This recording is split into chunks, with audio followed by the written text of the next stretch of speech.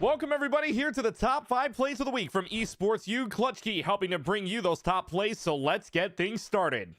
In Valorant, it's the Loyola Maryland Greyhounds taking on the Army West Point Black Knights, taken to map number 1 on Icebox, and the Greyhounds winning the pistol round, so it's looking good for them to go up 10-4, but with the Marshal, it's MIB Police from the Black Knights on the case. At the same time, but that opportunity won't be afforded. Dsung, though, could turn this into a rifle, potentially more. MIB Police from the Raptors doing work with the Marshal and might even present a greater threat. Jumping down with the Classic, turn into a right-click hero.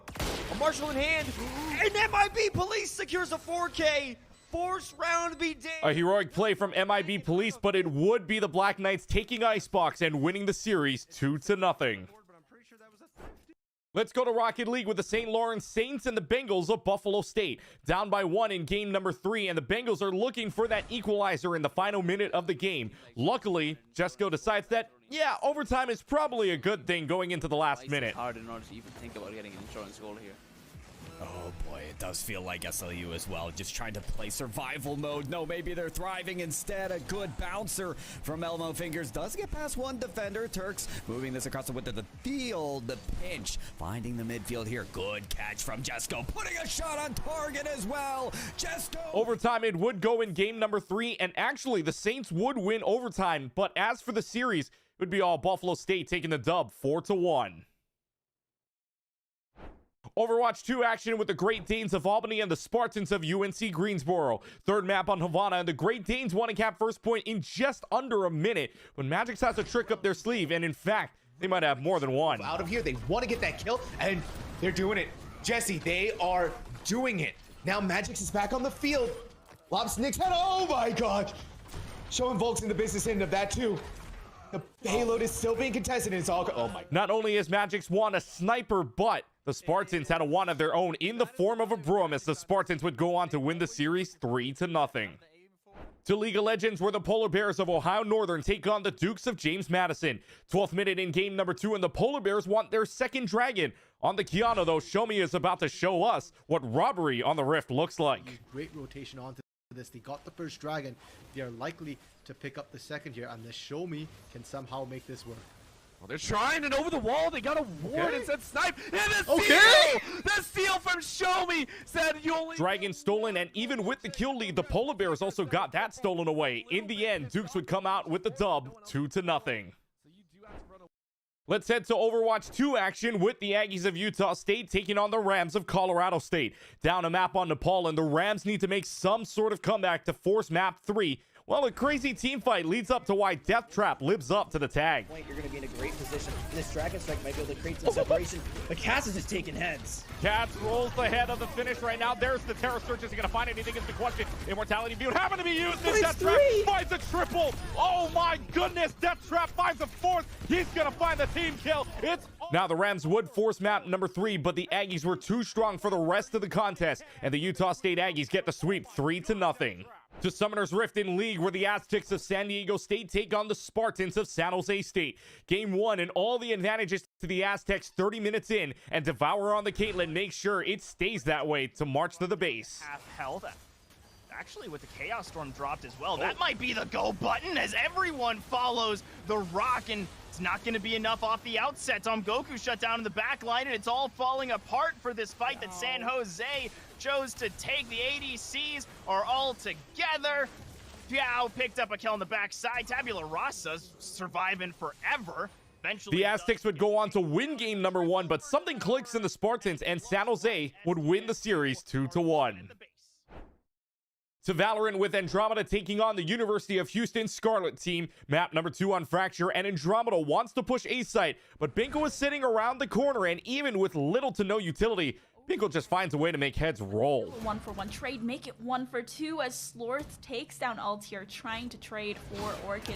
Binko now trapped in a corner. They're shooting out the Prowlers, and there's not a lot of places that Binko can go, but now only Slorth being the one peeking. Oh, Binko! What was that? Binko calls bingo on the ace, and it would be Houston who calls game on Fracture as they win the series 2-0. To come through, it's just playing aimbot.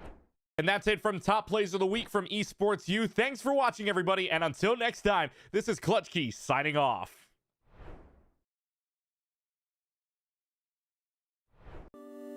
can't say that. I'll get in trouble. There's one for each game, so teams this weekend, somebody's going to have to explain to TSA why they're coming home with an extra trophy. Fine. We're fine. This is going to be great. Why is everybody staring at me? I'm not even doing anything yet. Is it because I'm in a suit? It looks nice. It's new. I'm stressing. I'm stressing. It's all right. We win these. We absolutely win these. I've never seen us lose these. I love him. I don't remember his name. What is going on, everybody? And oh, are we ready? I'll start over. Okay. What's going on, everybody? We are here at the Collegiate Esports Commissioners Cup 2022 in Atlanta, Georgia. The players are just now entering the arena for day one. A lot of them had the opportunity to be here yesterday to get jerseys, to get familiar with the area, and to get to know one another. But today, the friendly gloves have to come off, and they are all here. Earlier, I was talking to these guys. This mannequin, when they didn't have anything else set up, I could see it from all the way down there, and I thought it was a person. And I stood there for like 5 minutes, and I was like, why is he standing like that? And I thought it was like a smooth criminal. I thought somebody was giving us like a Michael Jackson impression, and then it was a mannequin. I was really embarrassed to admit that. Oh my God, that's a lot of people. Hold on, let's go over this window. Let's go over this window. It just keeps going. There's so many people outside. There are so many people outside. We're gonna interview people when they come in. I don't really want to go outside. It looks like it's gonna rain, and this suit is new, so. Oh, there's Doc Haskell.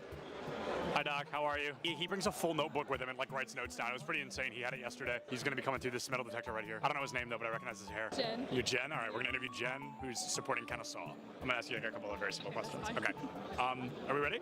All right, great. College. I really like Georgia College's color scheme. It's just red, white, and blue, I think, but I think they did it in a really clever way.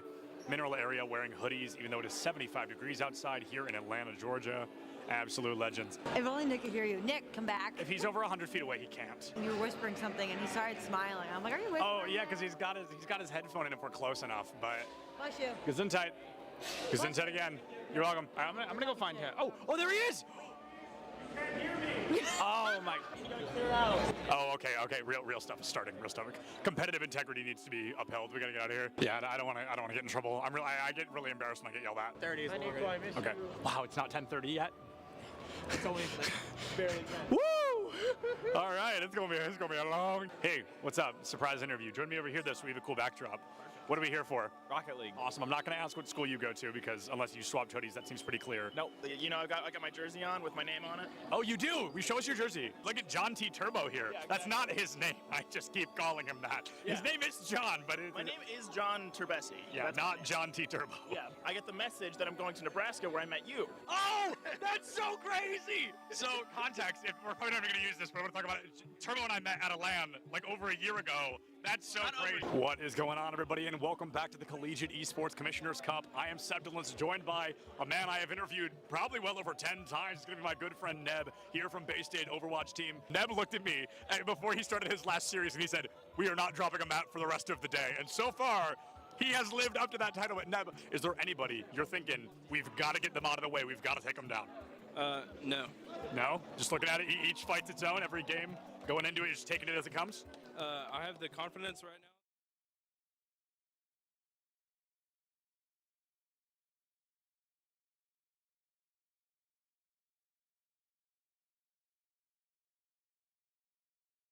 We're at the Collegiate Esports Commissioners Cup. Let's make some noise. Oh, and it's gonna jumped into it. This corner judge is good for 1, 2, yeah. He needs more. They're doing even more here. You gotta touch the point. Mr. College walks it in. Toy Boy is gonna drop. Knife him. Right out front. Yeah, 3, 2, 1, running.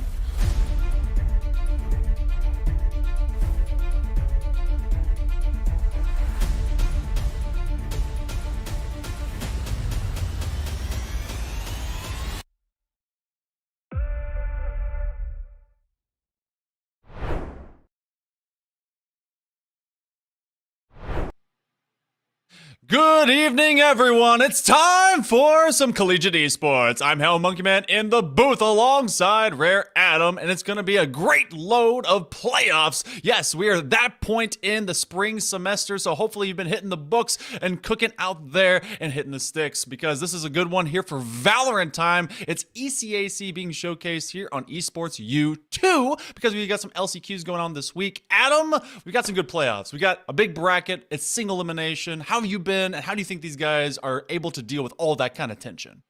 Honestly, it's been fantastic the last couple of weeks, honestly, just to see all of these teams sort of transition from the regular season mode, get themselves prepped for the final push for playoffs. You know, of course, those LCQs that we're talking about, there's going to be Valorant ones happening Thursday, Friday as well. So some of these teams, we might see them pop up again in some of those other brackets as well. But this matchup here, the 16 versus the 17 seed, as close as you can get in the first round here, it's sure to be quite the banger here. And I'm excited to see what these two teams have in store.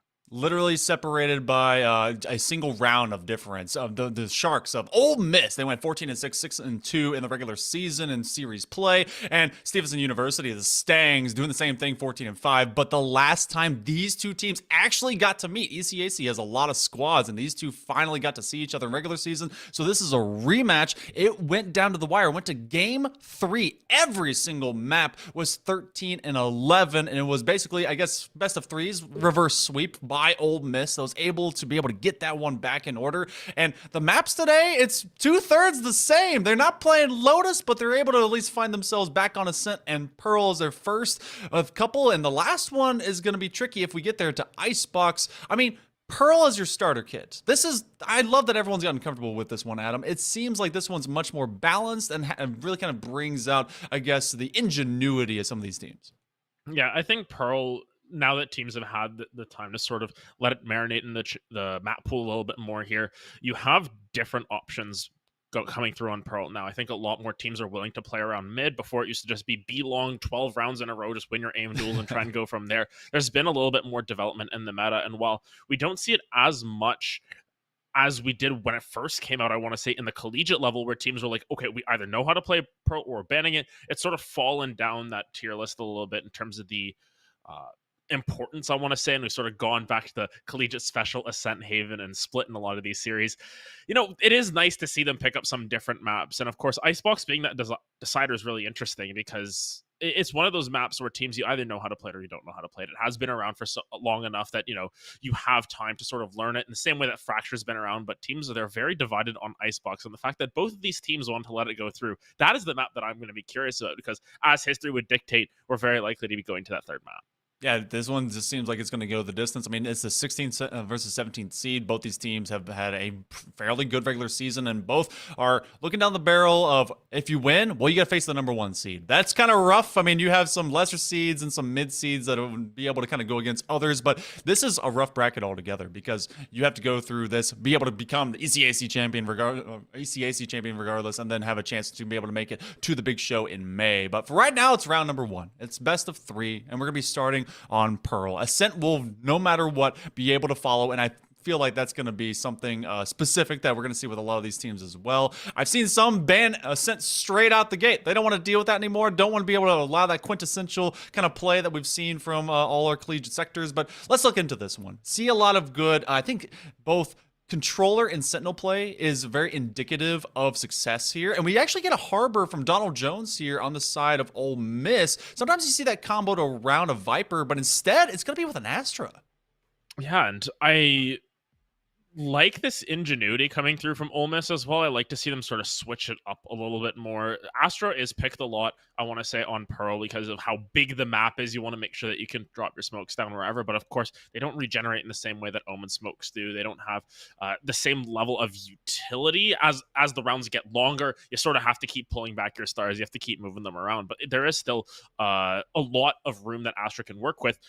We see it on both sides here, but it's that harbor, the second controller that comes through that really interests me. And I think that's just showing the strategy that Ole Miss want to go for. They want to control more of that map. They want to take these slower executes, play around their smokes, play around the utility a little bit more. Whereas on the flip side for Stevenson, they might be going for a couple more ego checks there. You've got the Fade and the KO as your double initiator.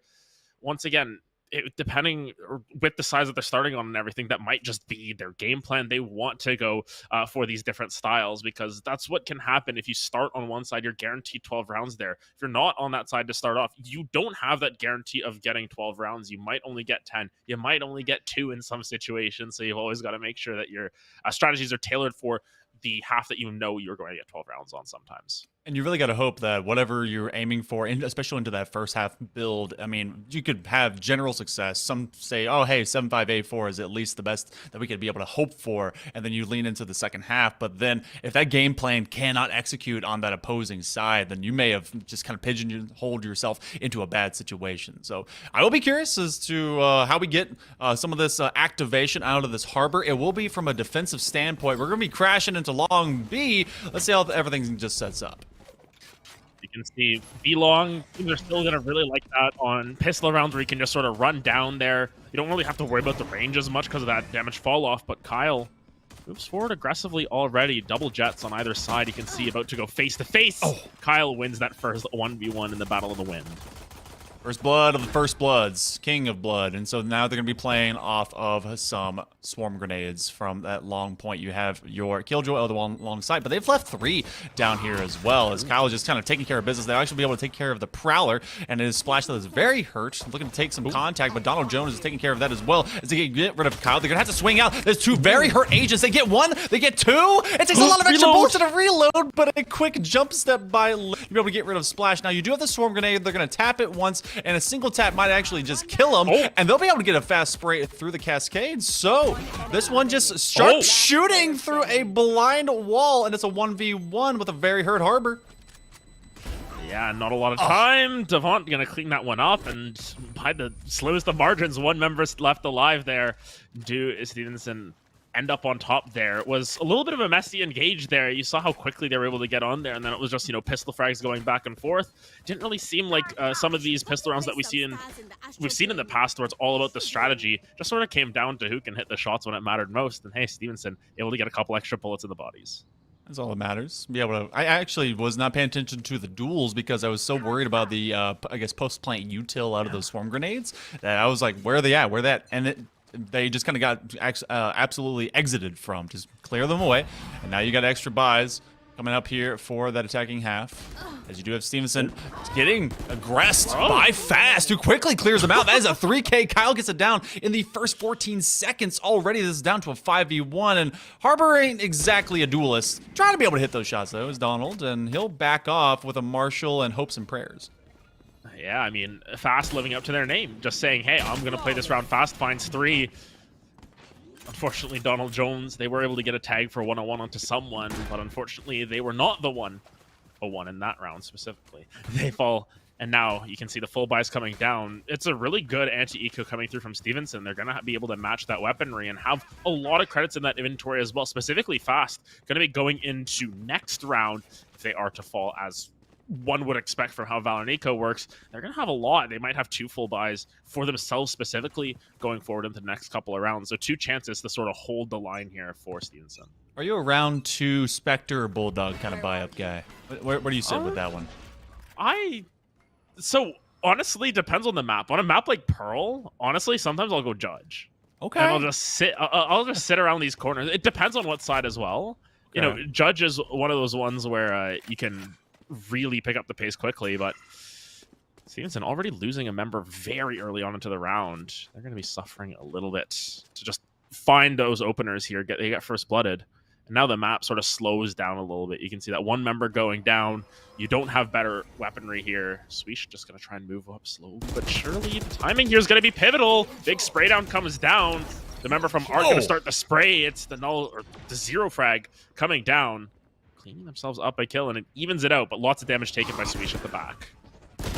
Reload. Oh, St. Cod able to get a great trade. Kyle's able to get in and out and get down just Josh, but they do expose a shoulder, so they get traded eventually. The Prowlers extending to the defense as that plant will occur. So into this 2-0, Splash comes right around the corner, but they're able to get rid of Donald Jones, and this becomes a 2v2. It's been individual kind of isolated ventures. Linz turning the corner. Very hurt are both of these attackers for Stevenson. So Linz has to be able to find this timing. They will, and now they have to look into Secret. They know they're basically just waiting there. The pre-fire is just on point. They're going to be able to get their first round on the board, and this became a lot of isolated fights. This one was very different from our first couple of rounds. Obviously, it's the pistol foray, but it seems like they were playing much closer together when they were individually out there. It came down to the wire, but we do see the likes of Ole Miss able to just bounce back. Yeah, it was very sequential fights, but I like the damage that Stevenson were able to do to that economy because they're going to have a full buy. On the opposite side, you can see they can't afford it at this point. They put all in there, and I think it comes part and parcel due to their, I want to say, it wasn't really a force. It was sort of like a half force, I want to say, where you're going, a marshal, you're going a sheriff here and there. It is costly on that second round if you're on the defensive side specifically, because you can't get that plant bonus. You can't get those extra credits. So now Stevenson going to have that full buy on the opposite side. There was one rifle picked up. It is on the Killjoy on the opposite side. That is all they've got in their favor. It's going to be very difficult gunfights, but of course, on these rounds, you just want to get a couple of those rifles out. You want to do some damage to the economy. That's really what you're expecting. Best case scenario, though, these sheriffs can always come through with the one-taps. Yeah, we've seen people be able to just completely clear out an enemy set just by being able to just have good aim labs training, but the lockdown is going to push everyone at least away from site. World will be able to go all the way back beyond this secret level, and that actually does just keep the Astra kind of at bay, and now you have the 0 point that gets them as well. The flash is there. They send numbers to go clear out World, so the World is now theirs with that plant. You do have the Cosmic Divide. It is a full plant hold. They expend 2 ultimates, kind of expensive, but they're trying to make the best of this eco advantage. Yeah, Donald Jones, though, able to reply back in CT there, but look at these aggressive positionings. There's so many members in the back of sight there. Donald Jones not going to be in the best of situations. Fast going to find it Tempest once again, and now just the trades coming down. It comes down to what Lens can do here. They are the one with the rifle here, but Fast just a little bit too quick on that one. Splash finds the other one, and it's only one rifle taken off the board. Stevenson, they've got themselves a rather significant economic lead here, and this is where it starts to snowball here a little bit, because look at those credits on Fast. Look at the credits on Splash and Devant here. They are flying high, and Kyle, they don't even need a buy here. They're just going to pop those knives. Yeah, this is a free gift card from Christmas that you just remembered from 3 months ago, and you're like, oh hey, wait, I got this. Hey, free cheeseburgers on me, and that is everyone. Just rich as rich can be. You got extra credits in the bank, in your hand, and with those guns. So Stevenson executing quite well, and I love that aggressive positioning. They go all the way to backside to be able to hold it in opposite of your kind of regular traditional position of back beyond steps. You're going to put a Nebula down. World is going to try and at least lend themselves away, but you do have the need for Kyle to create some space. They do have the Blaze Storm activated. They're going to be able to get on. They throw some Blaze, but World is able to trip them up. Now a free spray. They're able to get one, not a third. So Splash is looking to go against their enemy Fade, but the Doppelganger will be able to kill their Twin Z. The spray doesn't hit, though, as Josh does die to Fast, and Fast has really been hitting their shots. Yeah, Fast has been very fast at finding these early kills as well, just sort of holding the line for themselves. Numbers disadvantage, but I feel like you can never count out Fast in these situations. They found multi-kills for multiple rounds at this point. Looking for a little bit of a rotation over, but this is where it gets challenging on Pro. The map is so big that you can't just make a quick snap rotation with 20 seconds left. You have to invest a decent amount of time into that. And with Lens staring down mid here, this setup is going to be very difficult to get through, because at the very least, look at where Donald Jones is sort of lurking. Halfway in between, can rotate around at a moment's notice. Seems as if they're finally going to have to pull the trigger, start to run there, let go of that shift key. Going to be ending at B here, but what can they accomplish with these 2 members left?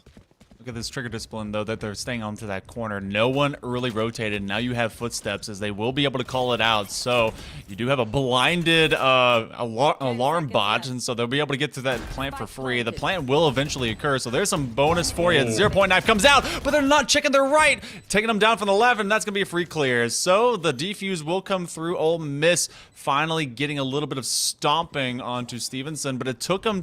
It took an early fight onto those footsteps of the side A. If they hadn't been able to get those numbers, it looks like Stevenson was just ready to kind of crash through, take this gun round. But ultimately, the Sharks are able to survive, and we'll be swimming. They'll be able to keep some extra weapons for once between rounds. But again, it's been pretty expensive when they could hold on to anything. Yeah, it's gonna end up being a full buy. Not the cleanest of full buys. You can see a couple of light shields coming through. you know, might make the difference in some of these niche scenarios, but overall, it was the hold from World there. You know, while Astra has sort of the whole universe at her fingertips, had the world on her shoulders there, able to find a couple of kills for themselves, and that was really the difference maker in that situation. You're able to find those early frags, and then you're just able to trade up after that. It's a lot easier to find your execute there. So one way to find a quick execute is to pop that null command, running through on the site, looking for anything that they can through the smoke. Just Josh is just dead. World already very conditioned to have to deal with a very aggressive push, and now they actually stay back. They're going to get traded out by Kyle, who does round the corner. Donald Jones is going to stay back. You have a couple of ultimates that you could retake into this. You do have the Reckoning as well as a Lockdown. The Lockdown getting expended from just outside that art link. Now Swish is going to go and try and take it. They actually put down both. This is a big pressuring situation. Lots of AoE. Tip is able to find another Jest after Lynn's Q does go down. Fast is dropped, which means this turns into a 2v2. The Lockdown forces Kyle in the corner. They should be able to get at least this to half with one player detained. They're going to have to swing off of this one. High tide down as well. That's great utility cover, but they have to be able to get rid of Kyle. They do so, and Stevenson is going to let this one go to a 3-3 even. Stevens, I love the wombo combo of that Lockdown and Reckoning put together. I mean, they brought the Tsunami down, and the Tempest came afterwards. Finds 3 kills to clear that one out. That's an operator on Donald Jones. Oh my goodness. You can tell that they're feeling confident at this point. And now the economy that was working so well for the Stangs earlier, now in a little bit of rough shot here. You can see Fast will probably still have another full buy available to them. They've been able to find several kills per round, it seems here. Always good for 2, but you know, the rest of the team starting to fall behind a little bit here. There are some key ultimates online. That Nightfall can be, on both sides, can be pivotal for either taking or retaking a site. I want to see how they opt to use it. And that's the second Lockdown available for Fast already. They've been fast to pick up those orbs and find those kills to keep those ultimates rotated out. I mean, they're 11-4 right now. It's been a while since I've seen a Killjoy that was this effective at finding heads. That wasn't a Smurf in my own lower ranked lobbies. Looking for an immediate first contact. Fast is actually counter Killjoying right now against Lynn's Q. So going to be able to find one. They're going to clear some space, push them back off of that corner, but that doesn't do much more than just kind of press them away. A little bit of a repel as they just move. Maybe they wanted some safety as they moved out of mid. But double down, checking into Plaza. They will split around A in art and otherwise, and you will see some marking up. So Just Josh does get some value. And this is a slow push right now. We've seen some aggression from Stevenson, but Ole Miss is really keeping them at bay. And one of the major things is that Killjoy lockdowns, they get more value the longer time goes on. And especially in these situations, you know, this is an attacker Killjoy getting popped down. There's an answer to drop down the defender Killjoy right after the plant goes through. Here comes the Nightfall as well. Everything getting thrown at the situation. Great concuss, though, to buy space through art despite the Nightfall. I really like that use of util, and now the timer is ticking on the opposite Killjoy ultimate. You got to drop that down soon here because your time is starting to run short. This is a funnel fight right here outside of art. No one's been able to even get through here, and they're just kind of teasing them with some bullets. Is anyone gonna be able to take a shot? You have a big blind. Oh, it falls straight on top of their head. Just Josh will hit the dirt, but World will be able to find 2. They actually get Devon and fast, and as quickly as that happened, both World and Linz hit the deck. So now you're left with all of a Harbor versus 3. This one's taken away. They're realizing, especially into the investment of that operator, there is no reason to try and force that through. They may try to hunt them out from mid. He's just going to hang it out. No one can get up here unless you have an updraft and a wily jet that wants to take over tower. But Stevenson able to recover. They have not allowed Ole Miss to have a lead, simply to tie, but they take this one back. Yeah, Donald Jones sounds like the name of an investment banker, and all you invest in the operator. Unfortunately, you don't have the government bailout for the rest of your team there. It's so challenging to retake some of those sites with an operator alone. You have to try and pick up a gun somewhere else, but even then, if you're trying to take those fights, you're dropping your op. If it's not going to be a 1v1 or something, you're always going to try and save that up. And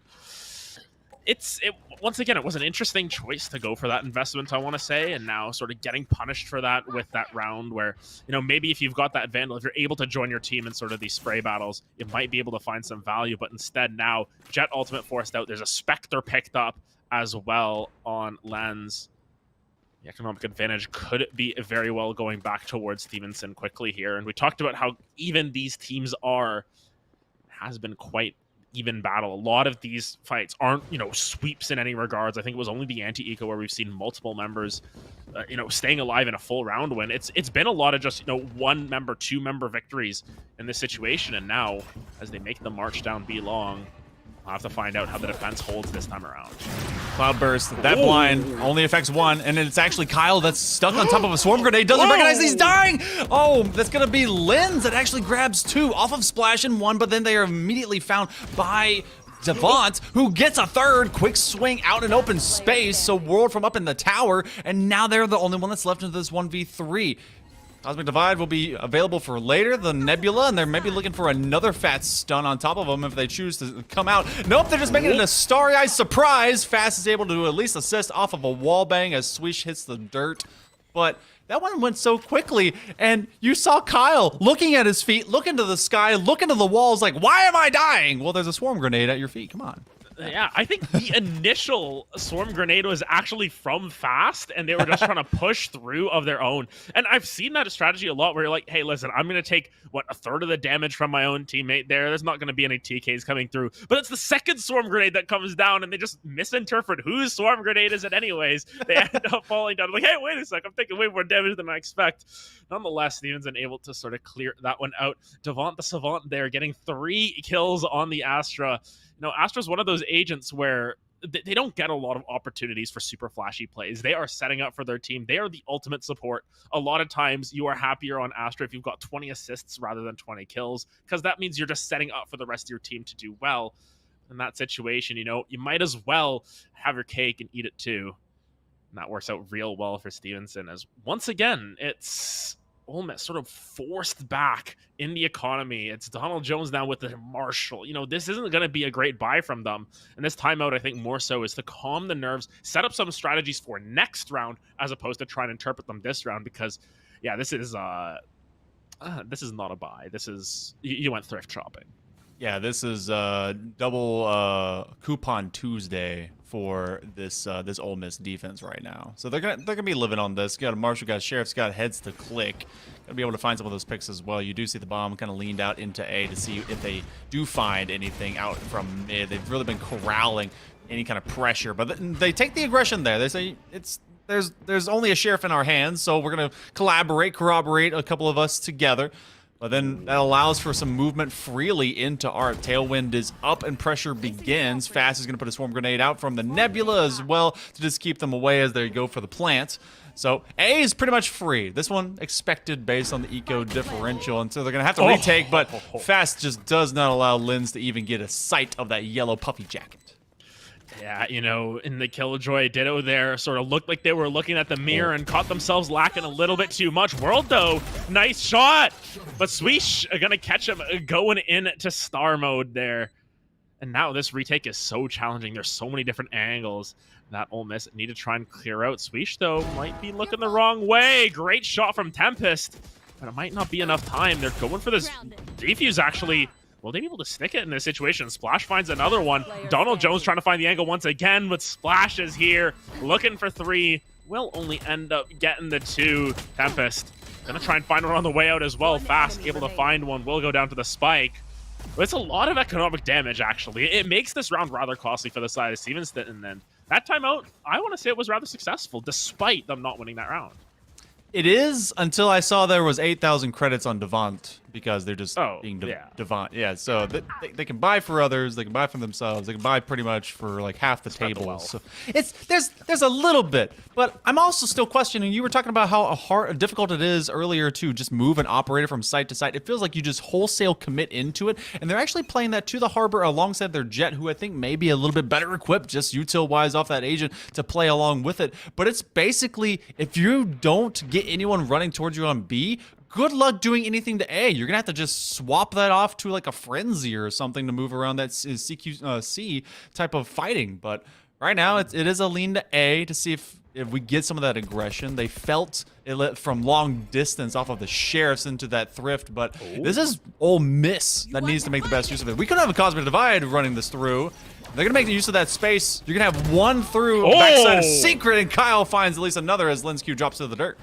That was an incredible angle to find as well, but now everyone is over at A site. It is about to be a dogfight. Tempest, oh my goodness, Kyle is finding the smallest angles and just finding everything that they want. The world comes crashing down on them, but Kyle finds 3. World looking for a little bit more, but it is all down to Donnie Jones. They've got a lot of work to do with that operator, and once again, it may just be smoother for them to leave, but look at these shots through the wall. Donald Jones, you are a dead man walking at this point. 38 health in a dream. Stevenson just come to play. They find that last kill, and that operator investment once again, absolutely brutal.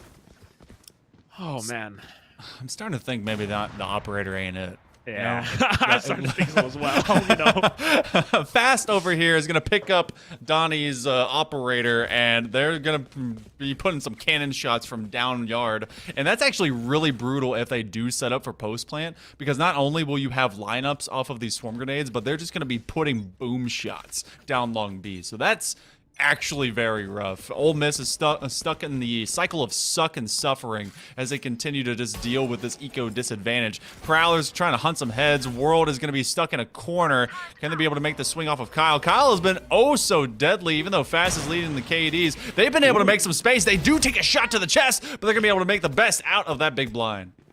Yeah, they just go right in, and the issue with the Marshall is that you can only really fire one shot before you lose that effectiveness. You lose that sort of surprise factor there. Now, this site retake going to be so challenging. Fast, though. Ooh, got to be a little bit careful. That operator under fire, but there's the homies to back him up, and on the opposite side of the fight, it's Stevenson finding a flawless. We talked about how this could potentially go the distance, but Stevenson saying, hey, I've got a hot date later. I don't have time to play 3 maps. Let's get this over with. They got a hot day to think with some more ranked play. I'm pretty sure they were in multiplayer lobbies just before this, so they're ready to just keep on clicking if they can. But you know, we're one away. Stevenson. Okay, we at least get to see, based on the rhythm of these buys, that we will have a gun round going into this last one. Ole Miss, yeah, they definitely look to be in a rough state. I want to see their composition hit to that attacking half, because this is a tough puzzle to have to solve for Ole Miss as to where Stevenson wants to lean. But right now, are they just this is full CSGO chucking of that operator and Vandal. They are going to play off of the big boomstick and be able to have a Vandal for free afterwards. Yeah, and now you can see all these ultimates going to be expended this round as well. The Reckoning's available, but oh my goodness! A crazy swing coming through from Stevenson once again. Just Josh able to find one. But very good use of that Nightfall, just sort of buying space, using the deafen effect there to just sort of turn that corner on a dime. Lens, though, drop down this lockdown. We might have some dueling lockdowns. Oh my goodness, this is going to get interesting. They are going to be able to get rid of this one. Quick spray to make sure they do grab it. Lens Q. We'll cover them up. Oh no. See if they can be able to find them off of this corner. They're going to get trapped. What? No knives? No knives? It's the last round. Come on, no knives? Come on. All right, well, it becomes 9-3. So, yeah. Last time that we saw these guys, people, this was 13-11 every single map in best of 3 in regular season play. Right now, Adam, this is much the different. Pearl was the decider map, and it still went that distance. This time as an opener, it's completely confuddled the likes of Ole Miss, but we can maybe get to see them kind of have a different sort of marquee, sort of different vibe when it comes to maybe pushing with this Harbor in an active way onto this attack. Yeah, and the interesting thing is, as we talked about, sometimes you're going to pick your comp to facilitate one side of the map a little bit more, and I think that was the case with this double initiator. They picked it to sort of dominate this attack a little bit more, and they win 75% of their rounds. The issue is that on the opposite side, they picked these double controllers, which could potentially give you some more agency on the defense to hold some angles, and you don't quite perform up to par there, and you can see how aggressively Stevenson wants to play. They are moving forward, pushing forward like demons, 3 members all the way up A long here, and it just feels as if they didn't swap sides. Stevenson just playing full aggro on the defense, at least to open up in the first 30 seconds there. I think World is going to need to be the difference maker for Ole Miss. They're trying to provide some great control off of those nebulas. You're going to get the double boobs right there out in open B, and they will be Swish that has to lean all the way out very, very hurt, as it seems that this attack they've been not being able to get any big picks as 50 seconds is approaching. It seems like they're going to be crashing forward in around that 40-second mark. So Stevenson is starting to renegotiate. You still have them fairly well spread, even though they have one KO, very low drop. He's still into a 5v5. So now they're going to be able to start taking this fight. Donald Jones, they put the high tide up to at least cover up their spots. They're going to swing that one around angle. Yes, that will take out tower. So now Swish is left into a one-way, but they will get aggressive and they'll be peeking out of it because you do have that high tide as well. So that cascade more. That's just great cover. That's making use of open space, and it's not at any coverable corner. Yeah, but look at Tempest has about 2 HP there sitting. That's going to be one shot. There you go. You find one. And now they're all playing this long angle. Can be a little bit difficult to sort of hold that. You only have the Astra Stars to sort of give you cover in this situation. Devon's just try and stick it here, but they're down to the gunfights here. Fast finds one. World trades it back. It's just shot after shot, and the World is coming down once again. When necessary, they're going to just have to go for a stake at this point and just try and hope that they don't get hit with some of those sprays, but it might not be enough. Donald Jones comes alive with the last two. It's a good pistol round win for Ole Miss as they get one on the board there. That's a good way to sort of kick off your own attacking half here.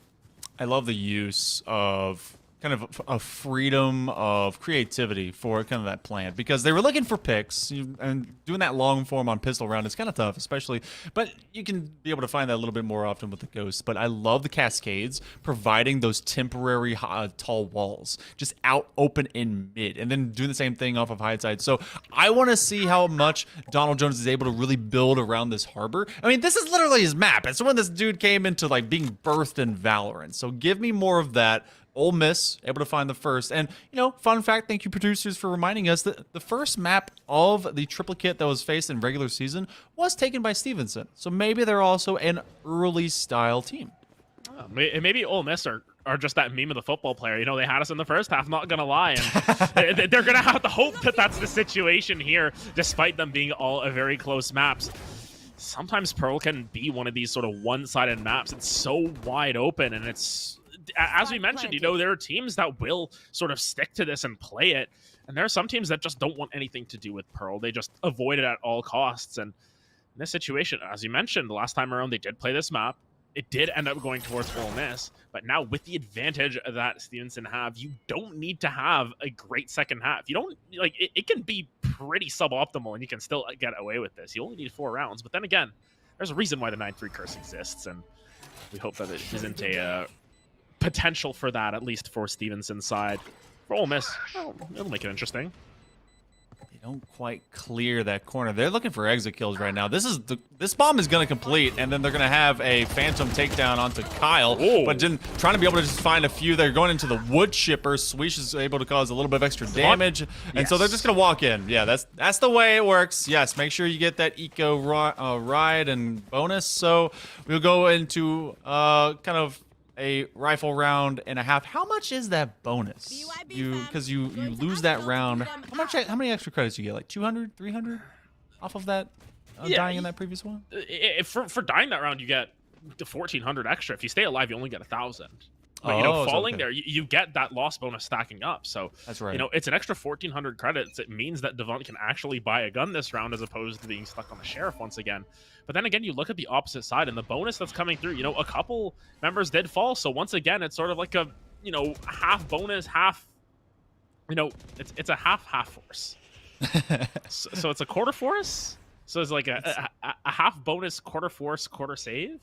Are we just starting to split the economy up into even more? Man, it's confusing enough. It's a pie chart that like someone's gonna have to drop eventually. In a prod, get on that, please. Provide us. we can probably make it on like MS Paint in the break, and yeah, we'll just put it up there and we'll try and explain it, because sometimes, you know, we'll get on a tangent about something. You know what, we're gonna do this. We're sticking to the bit. Pie charts with more than 2 segments in Valorant. That's going to be interesting. Nonetheless, what is interesting as well is how slow Stevenson have played this one out. As we say that, Kyle falls, and Bulldog versus that upgraded gun there. You get a little bit too fancy trying to sneak up B long there.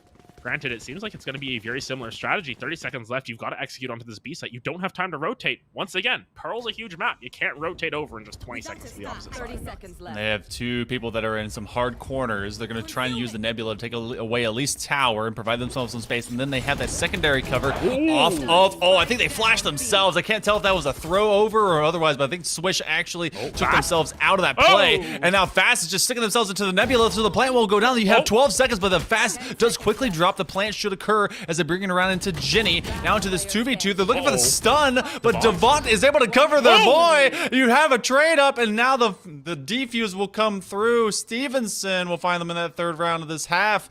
It's you know, the 2-1 traditional, but that one had a lot of trades, and this has been kind of an eco royale. Who's able to actually keep more money in their pockets? And though they don't get the bonus, they're going to be a little bit richer on the side of Ole Miss. And so what kind of buys do we see? Do they play around some hero rifles? Do they fully buy maybe light shields? I mean, Swish at least is forcing all the way up as far as they can go. Kyle might not be in the best of situations to do so, but still a Bulldog actually getting bought up by someone else here. So this is interesting how they opted to go about this round. Looks as if they're trying to save up for an operator as well, but they don't want to let off the gas here. They know that they need to keep this momentum for as long as possible. You don't want to fall into multiple rounds of being down, and especially with how they bought up for the Jet here, they're looking for an operator next round. They want to win this round as quickly as possible and then really put the hammer down onto Ole Miss. But this time around, at least, there's a little bit more presence towards these sites. Last time around, it was a lot of mid-presence. It was a lot of sort of playing games. Oh, are we going over here? Are we going over there? What's the actual play? This time around, it seems as if there's a bit more of a bias towards B. They want to buy some more space early on so they aren't forced into that time crunch. Yeah, there's a lot of buddy system defaults that are happening. The 0-point knife is not going to be nullify any abilities, but they pretty much know where they are, at least a couple. So as we begin to lean back over to B, you actually do have, I believe, swarm grenades out to dismay and delay the initial plant, or maybe even the push all the way up into that dugout in backside B. But it looks like they're starting to lean around, and look how far they've actually moved into Art. The Prowler gets extended. They don't quite clear around the middle. Mohawk Fast, will they be able to swing? No. Lens Q does find them, and now they're taking on a duel just around this tight side corner as they had already started to lean, and you have one remaining on top of B. So you have a little parade happening back to A, and everyone's split up again. Yeah, Splash doesn't have the best gun here either. That's going to be the Reckoning as well. You don't have any time for this. You have to get this plant down first try, basically. Devon on the opposite side of that wall gets the spray down. And now the clock is ticking. Can they get another spray down? Oh my goodness. They're not going to get the spike down. And Stevenson, they get away with murder there. They just all back off. Devon, once again, comes through with an incredible hold. I'm shocked. They took so long. They lost at their own game there. Ole Miss, they played with their food too much.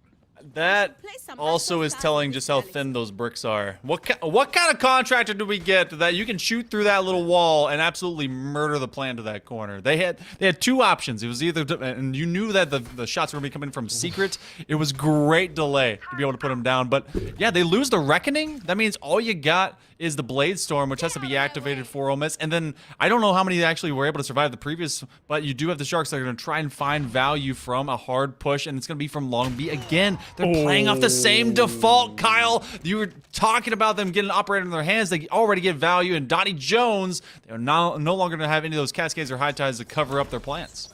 Yeah, Donald Jones is the one to pick up that operator on the defensive half. Got no value. Kyle says, listen, this is how you do it. Look at this angle from Fast, though. Very pushed up. I think they're aware. Just going to spray down. Josh has a sliver of health here. And this is really rough for the side of Ole Miss. They are down to the last couple of points here on this first map.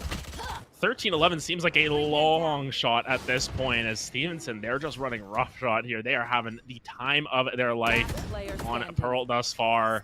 Down to the last member. Josh has 15 HP and a Dream. Gonna pick up one on the Fast. Still 4 members. The concuss comes down. Everyone's piling into Art. Just Josh is just not enough here. Stevenson on that point. Match point. Want to see what this buy looks like. Oh, the timeout's coming. And Ole Miss recognizes they are up against it. It is game number 1, and yet they want to set the tone early, but that has been accomplished by Stevenson. What a prolific just standpoint. This is a map that they lost in game number 3 during the regular season, and it was 13-11, and they absolutely turned it around and have been dominant. Now, this is anything but over.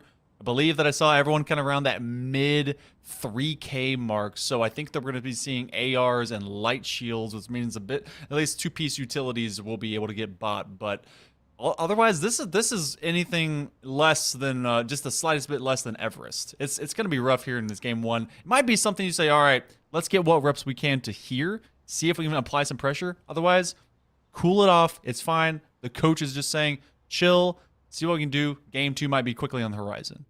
Yeah, and if anything, you just want to get some more momentum back into your favor. And while it may not be Everest, it's not a 12-0. It's like Mount Kilimanjaro, if anything. Still pretty difficult there to summit. It's possible.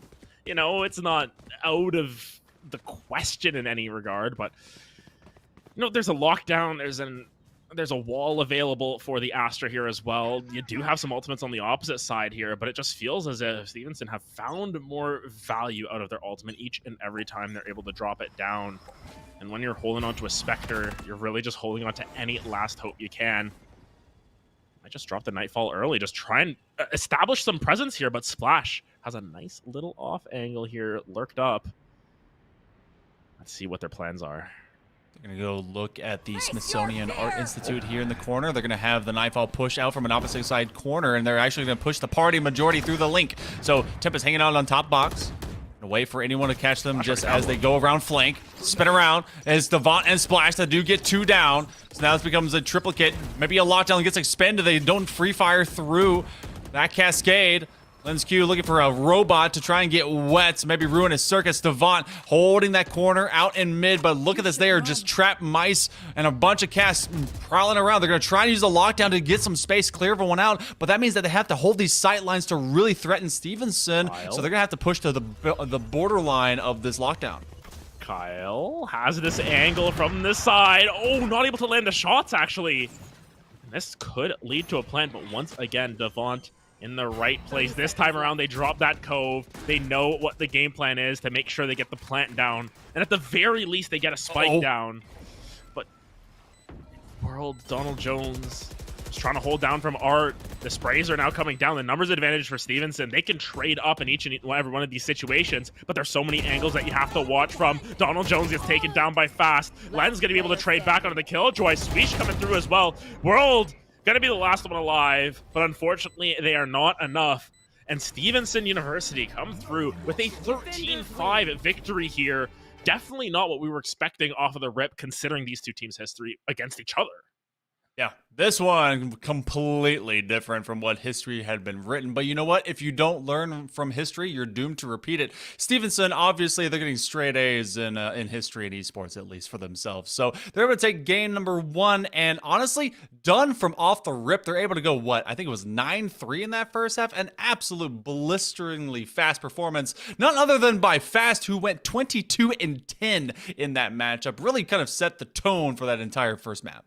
Yeah, really strong performance coming down from Fast, really sort of led the charge for Stevenson. And realistically, that could have been a 13-3 as well. It just came down to the fact that Ole Miss were able to scrape together a pistol round win. But even still, Stevenson, they look like they're more coordinated. They look like they're all on the same page here. And it comes down to if Ole Miss are able to retaliate on Ascent. Once again, we've talked before between the two of us.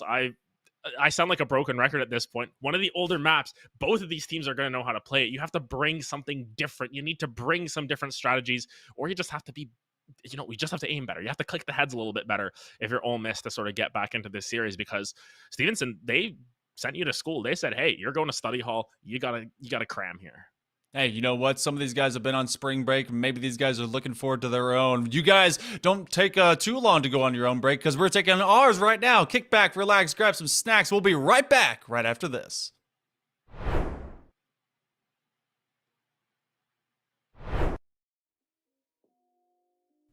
What is going on, everybody, and welcome to the ECAC Top Plays of the Week. I am Stevenson, and I'm super excited to walk through these with you so you can see all of the great moments we are getting out of collegiate esports. One of my favorite things about these seasons is as they go on, as the years continue to pass, the skill ceiling just gets higher and higher, and the teams get better and better. Starting things off in week 1 and 2, these teams came out the gate swinging. Let's take a look at what they were ready to bring out in these early weeks. Valorant is a game all about risk versus reward, and Sin from NYIT wanted to show us just how much he was willing to risk to get that great reward of a round win.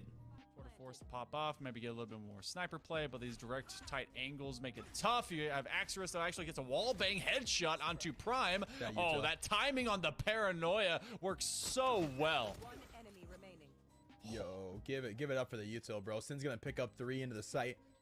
It's a lurk on its way from the chamber, but unless you're going to spam through this box, you're not getting anything done, and Panda won't even let him get that far.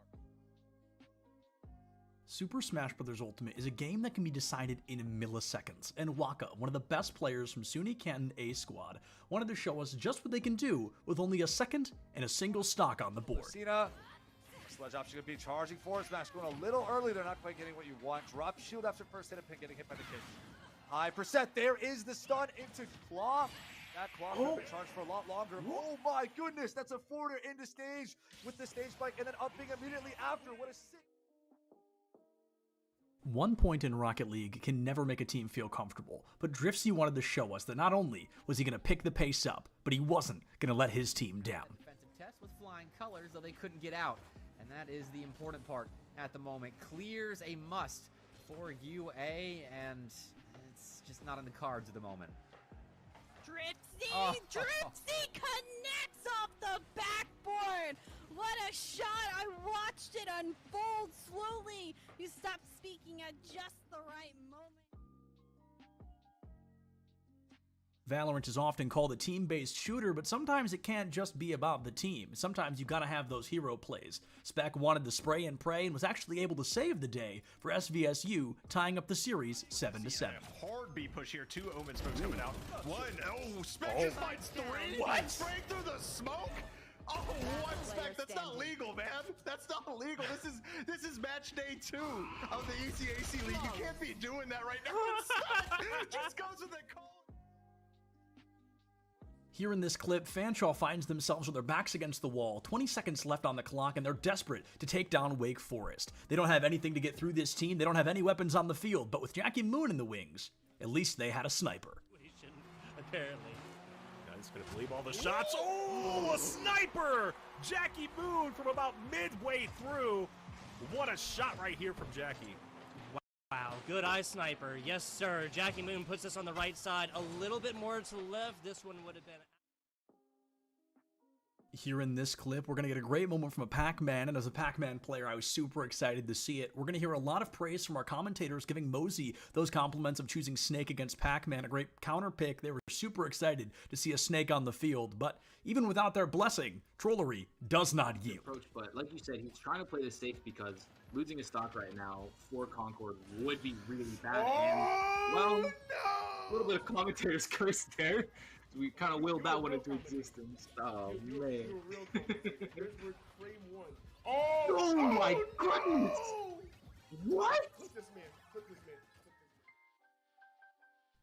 Now I know what you're thinking. Oh, Septilence, how could that be all we got from weeks number 1 and 2? Please tell me there's more. If you like what you saw, you've got to go check out ECAC Esports on all social media platforms. Please see what they're bringing to the table. It is great collegiate esports week after week. And on the bright side, folks, this is just the beginning. We've got the whole rest of what is guaranteed to be a great season ahead of us. Thank you so much for joining me for this recap, and I'll see you on the next one.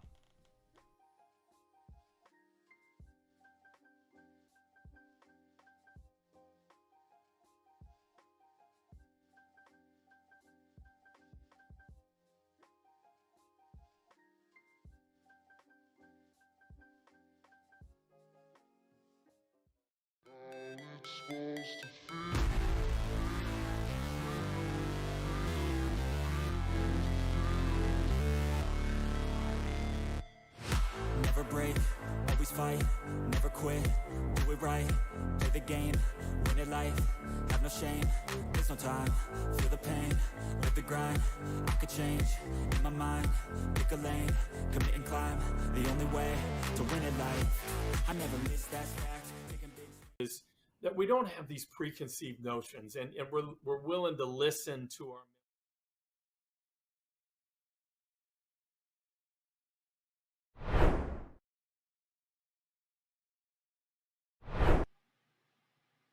Welcome back to Esports U2. It's a B stream as we're doing some other things on the LCQ for Overwatch. You want to check that out? Make sure to hit up Esports U as well. But for right now, we have some playoffs that are happening for the ECAC. I'm still Hell Monkey Man. That's still Rare Adam. And we still have us a series. In case you missed it, well, instead of it being very close, this was anything but. It was 13-5 in favor of the Stevenson Stangs. So we go over to everyone's favorite, or at least everyone's default map. It's going to be Ascent. It's about execution. It's about getting there, getting the job done. And both these teams, again, the last time they played were 13-11. I'm not going to trust anything about this ever anymore. History is no longer the same thing as it was here, Adam. Yeah, and the only way that history would be able to repeat itself is if Ole Miss are able to take this map as well. That's what the situation was last time. They took a map 2. They were able to sort of get there. I don't like to call it a reverse sweep because it's disingenuous Right. to actual reverse sweeps. It's like a reverse dust. So, you know how you're like sweeping and then you're dusting, so it's a reverse dust in that situation. But still, nonetheless, if Ole Miss are to come back on this map, they really need to sort of execute a little bit better. It just felt as if they were their own worst enemy on some of those rounds, especially on the attack. They just ran out of time on a couple of situations and they were forced into these awful fights that didn't work in their favor. They were forced to take gunfights that, instead of them being 70-30 or 60-40 in their favor, they were more so 50-50s or 40-60s the opposite way. So Stevenson able to hold their line if they're able to have another really strong attacking half here, if they can execute on their strategies as well as they did in map number 1, they're going to be flying high onto the next round of playoffs. You know the Stangs would love to not only sweep the likes of the Sharks, especially after what happened in the regular season, dropping 1-2 to them. They would love to mop them up, completely clean the floor, just be done, and make sure it is spotless. Just an efficient job getting done. But I do wonder if we're just going to be seeing the regular meta into this one. It's always been the double initiator. You get KO, you get Sova that kind of work together off of this one. And, of course, movement by some Jets. Now, I have seen the tiniest little revitalization of some 2021 Valorant. A lot of, or as a little bit of Raze has started to get implemented. So I am going to be curious if we get anything away from the regular meta special that goes into this map. So on the other side of this as well, we were just talking about the likelihood of what maps are going to be going away. And you guys can also tell us at home into the next competitive season what you think will be leaving, because I called it right whenever I was saying, I think Breeze and Bind are gone, and guess what? I was a prophet. I just absolutely knew, and boom, they brought that in. You guys can let us know, because I feel like some of the collegiate special here may be going away. Icebox could be on that chopping block. But before we get to that, we go to Ascent, and they're at least hovering a Viper. I don't know what's going to happen over there. They already teased me, the Sharks are. Yeah, I mean, the Viper Sky composition was something that was popularized by Loud at Lock-In. They were the ones to pull that out. I think it's just mostly because Kalenzine loves Sky and finds a lot of value in that. But nonetheless, you can see them just sort of go back to your stock standard stuff.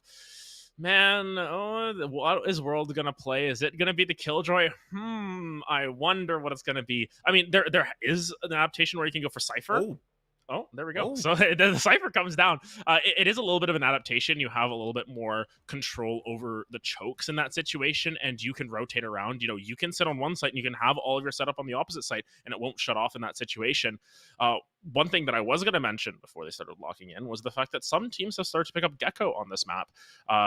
Really easy avenues for Wingman to plant down the spike, especially on B site where, site is sort of off to the side and you want to focus down main. If you can clear out Boathouse, you can just let Wingman plant. You can control that area right around switch there, but neither of these teams picked it up. They're boring. They don't want to see the homie plant the spike.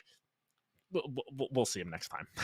I'm hopeful for Ole Miss doing something just a slight degree off of regular meta, which was fully picked by Stevenson. They know exactly what they want to discipline and pick themselves into. They're gonna have the regular Killjoy, KO and Omen and Jet. Oh my, everyone around the good old Russian that is Sova. But I do like the difference of Cypher onto this map. I played Cypher for the longest time on Ascent for that exact reason, and then they bring back and elongate the tripwires for that. I'm all for it. So can they be able to make a great use of that choke point? They won't have much in the way of direct denial when it comes to the swarm grenades. They're basically non-existent. So they're going to have to play a lot around execution to some of these shock darts that can be used. As you have both of the intel operatives standing in one spot, they're going to go forward, and they're probably also going to be playing into getting fast their lockdown as quickly as they can.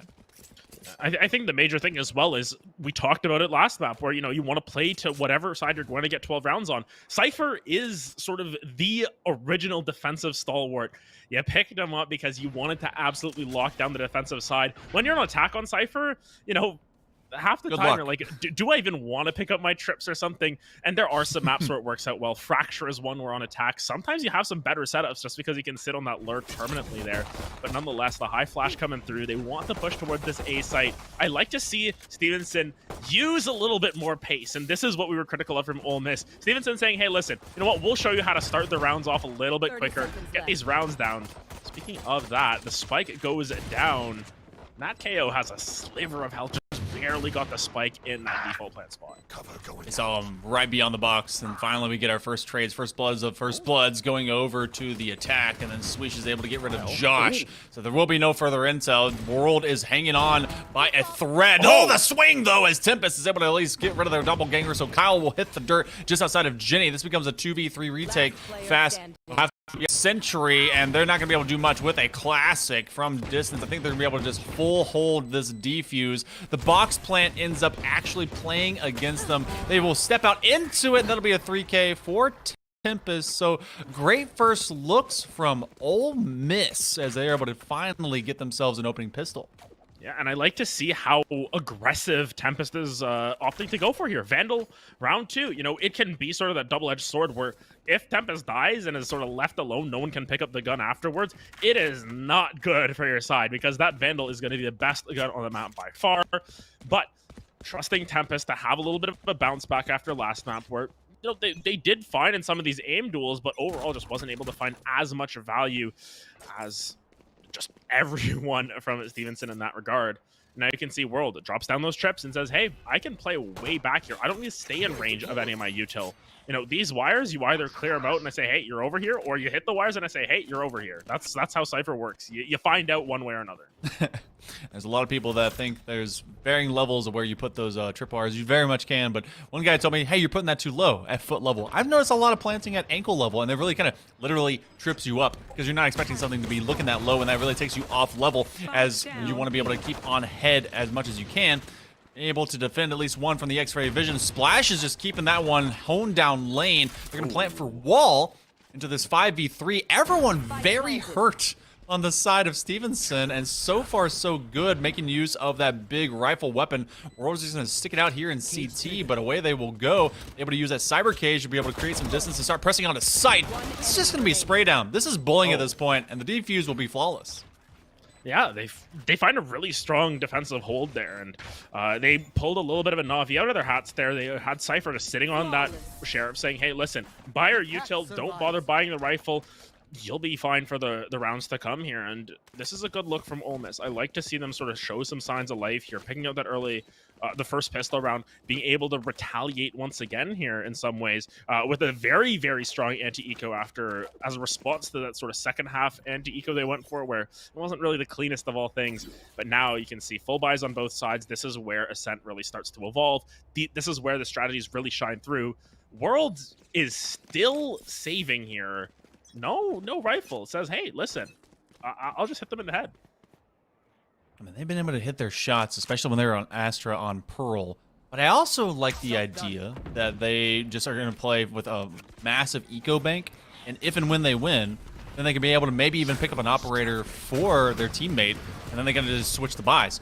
Clearing out logs, they'll be able to get rid of Just Josh, but no, Just Josh is actually just getting rid of people. So Kyle and Swish hit the ground, Devont up on a wall bang, and now quickly as they go, Donnie Jones coming in huge to be able to at least put this back into a 3v2, but so many numbers by Stevenson are lost as they press onto site. They're going to use that Owl drone to clear out back lane.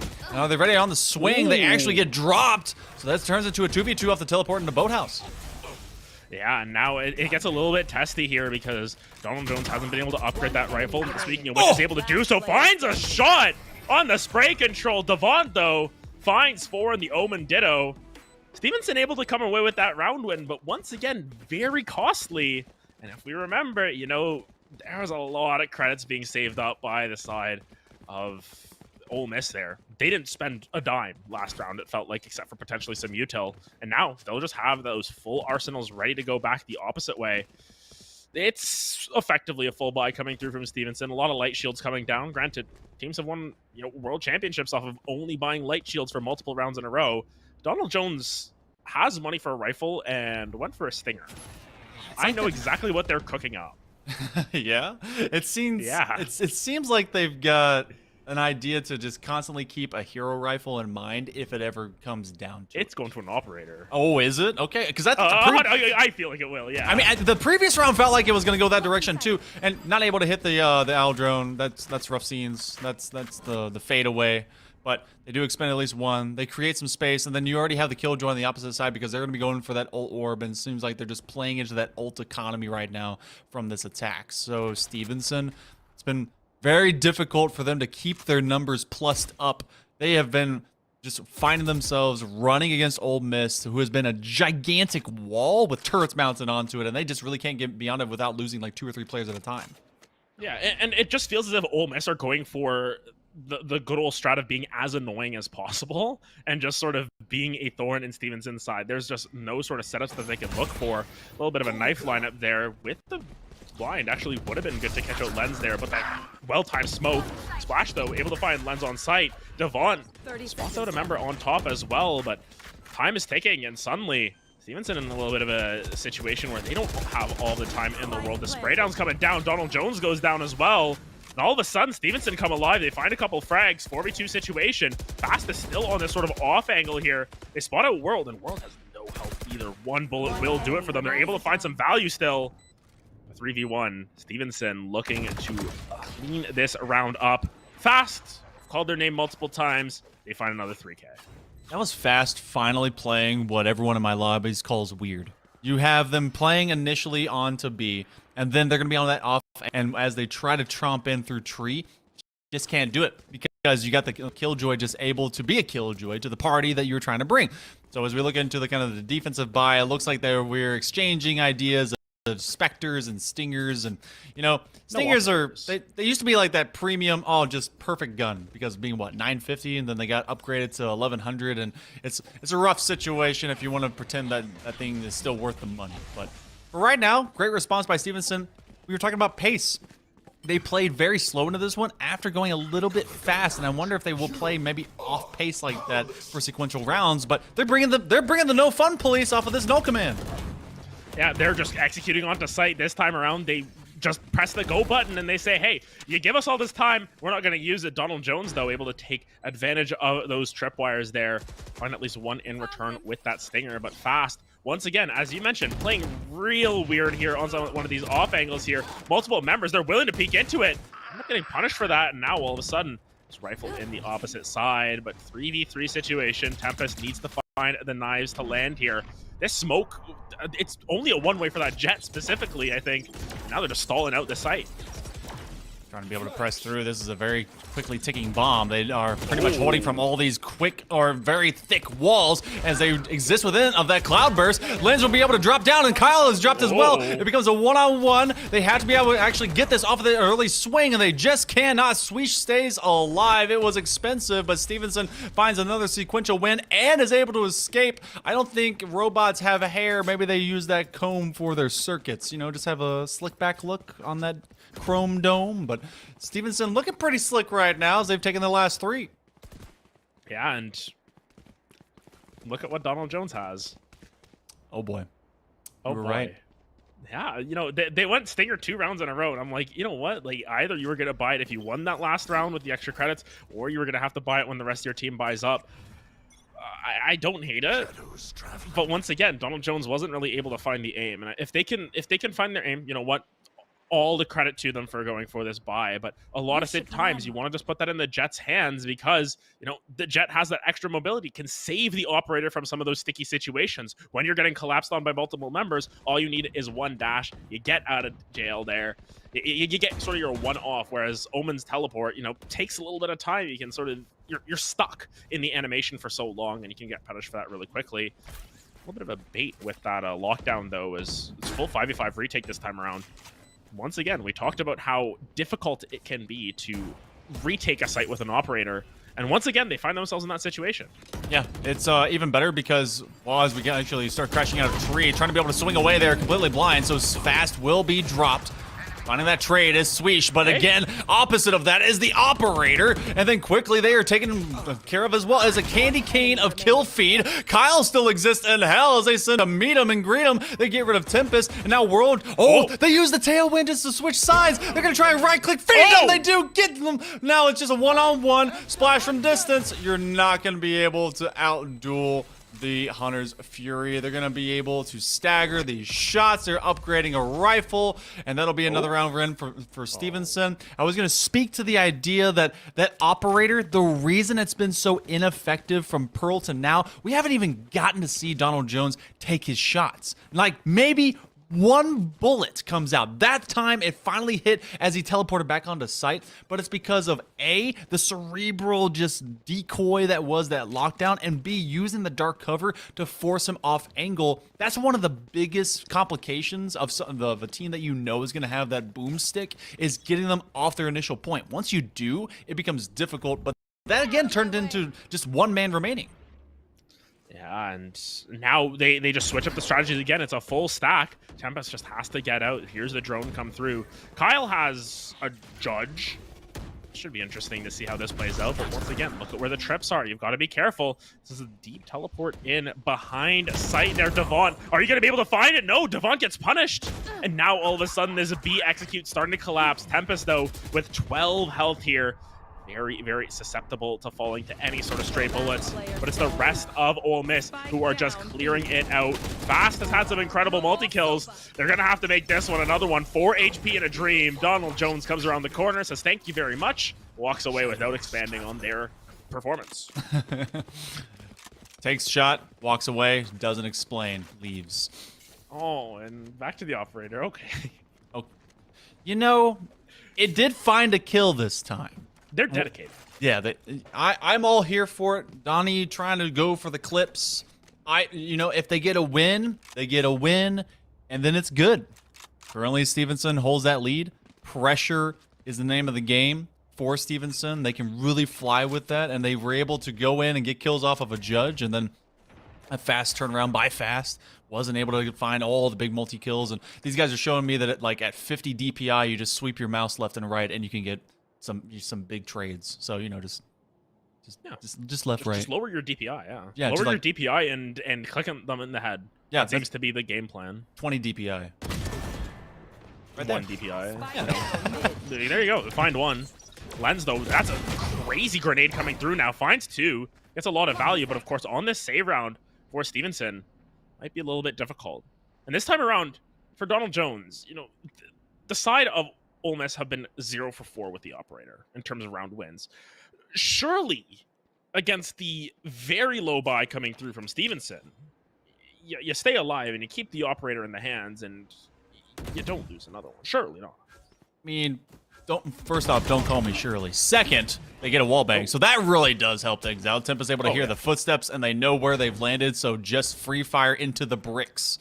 Because they're made of paper mache, hopes and dreams. They're going to be able to upgrade at least one. Will they be looking into heaven? They do break glass. Do have the from the shadows to just see if they were rotating around. Just Josh is able to take care of Fast.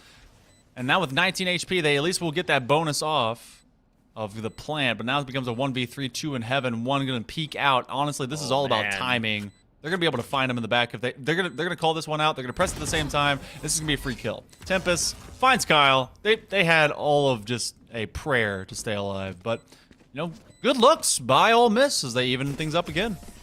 They got the round one with the operator. Yeah, they did it. Donald Jones did not fire a single shot that round, I don't think. But hey, you know what? The rest of the team really able to supplant that, keep that investment in the bank. And at the end of the day, yes, we've been rather rough on Donald Jones's decision to go for the operator. All full disclosure, all in good fun, I assure you. It got its value. You're able to keep holding on to it for another round. If you can find a couple more kills with that, if you can just sort of hold down these long angles and just even threaten, I think the threat of the op can be more than enough to sort of dissuade teams from going down a certain site. It just means that, you know, they know that you have an operator there. They're really scared to go down mid because mid is just the longest corridor that you have on Ascent. If you have the Omen sitting way back, basically in pizza there, you know, you can just find so many angles there. Granted, they're just going to push right through mid, exactly as I say. What do we know as casters? These teams are something different. Donald Jones, hey, they find their value. They get their one. Hey, get one, and then that means that on an off angle, just Josh is able to get rid of Devon, so that is two. So slowing things down. Ascent can be both the biggest and smallest map in the first place, and then a swing by Splash. They're facing a numbers game, able to take down one from distance, but Tempest with 1 HP lives just long enough to find the splash attack that is effective.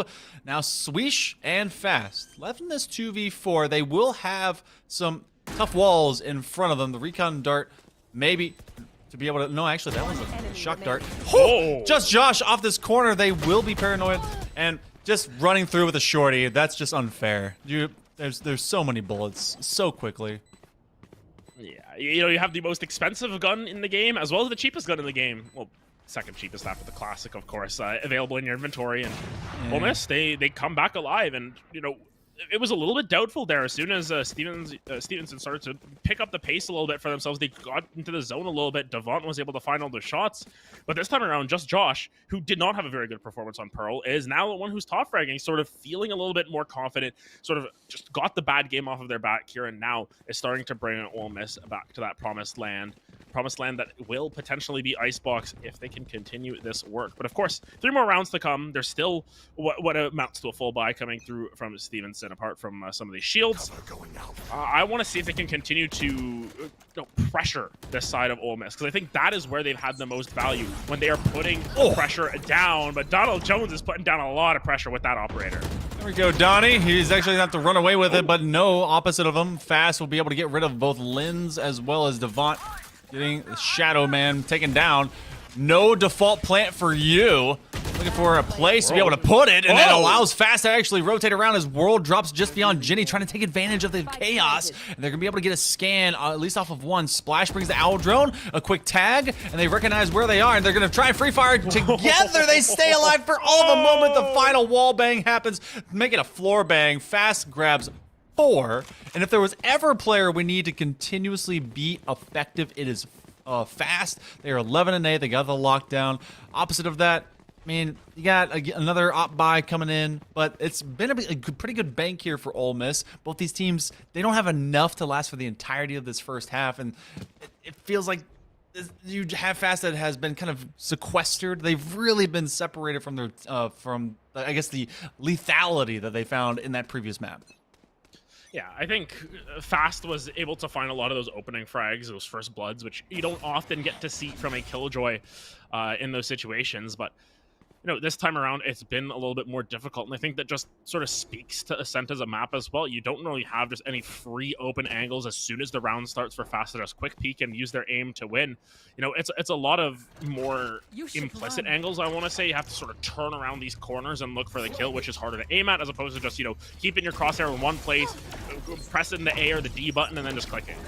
So, nonetheless, here comes the execute onto A site. They want to pull the trigger. They are going as quickly as possible, clearing out as much space as possible, but just Josh, once again, very true to their aim. Able to find one on the entry. It's going to be Omen taken down here. Not going to have any more smokes for the rest of this round. The big nullification of all those abilities. Donald Jones is hanging on to their very coveted operator. A flash will come up, but they don't take a single blink to it. Waiting to see what they can do against Donald Jones is Swish as they escape with their life. Very low on health. Trying to swing out. Be able to find two. 9 health. Two hanging out in hell. So this become a wombo combo. They're actually just hanging out behind the brick stack. And they'll be able to get one as Josh finally dropped. And now it's all of World versus the rest of it. Through the wall. Trying for the defuse. They actually do have it at half. But a great back shot by Swish, who really just had territory control here on mid A, as Donald Jones every single time was trying to step back to it. But again, once you're off site, you can make with some of the movement off of those TPs, but it's so hard to re-engage. So for Ole Miss into this final round, this is so much closer. I mean, what we were hopeful of into this series for Ole Miss, but they're still a round behind. Yeah, they're still a little bit behind the wavelength here, and this buy that comes through, it's a Guardian, it's a Spectre. It's not impossible, but those light shields definitely going to hurt as well, you know, especially with the Vandal. It's just going to be one head tap, regardless of if you got those full shields or not. It's more so the Phantoms, if any of those come through, that are going to get a little bit more value. You can get those one taps from a little bit of a further distance here. Donald Jones actually just going to break the door really early here. And that's enough to just sort of scare off Stevenson. That's interesting. To just, you hear the door break, it's super loud, and you say, hey, maybe we don't want to go this way anymore. We don't really have that extra security of the, basically the extra wall that just shows up. What's funny, too, is that they also, because they did that, are recognizing the read. They've already moved back all the way to CT spawn and are waiting for a chance to move to B or otherwise. So you do have the passive util setup. Guardian from behind, you better be able to hit your shots. You also have the support of a Vandal. Jones. Oh, Donald Jones just hanging out from beyond this cloud burst. They're going to put a Paranoia out, so everyone is very much nearsighted. Splash is going to put out a shock dart, and that's going to be able to help out as they get some extra chip damage. Now just Josh, who has stayed alive, who's been the top fragger here so far for Ole Miss, but Splash takes down Linz. And now they're very much separated between this 5 remaining stack. Make it just 1. Yeah, they're gonna be flawless to clear that one out. You do a lot of damage. There's multiple members on, you know, red health there, but no, it doesn't matter. They stayed alive. They were able to find their frags at the end of the day, and now Stevenson going back to their attacking half, and we were all praises for them on their attacking half on Pearl here. Can they replicate that as well as they did here on Ascent? Might be a little bit more challenging. You know, the map is small. You have more options for rotations and everything, but that could work towards Stevenson's advantage in a lot of way. They're just able to sort of pull the wool over their eyes, find these quick executes, and already they're sort of playing towards these extremities. They want to open up the map a little bit more. Interested to see how they develop their strategies over the next couple of rounds here. Because last time around, Ole Miss, on their defensive half, were able to find the pistol win. They were able to find the bonus afterwards. And then after that, it was just all Stevenson once again. Just despite that, Splash falling down, or finding a kill early as Josh just not able to find those shots in that situation.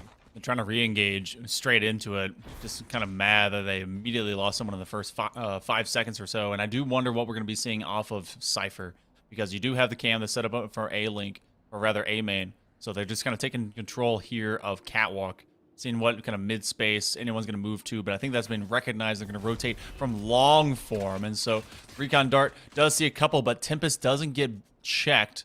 They've realized that they can't prep up and step up into that dark cover too easily. But now you have what numbers are remaining for Ole Miss moving on to A main, or B main. But I love the spread right now for Stevenson. They're just staggering their util, able to just recognize where the majority of numbers are. And this pistol is just not going anywhere right for Ole Miss. It's just not going anywhere for either team, it feels like. But Kyle now sort of wrapping around the side here. Oh, right in the face there of the enemy jet. Splash finds 3.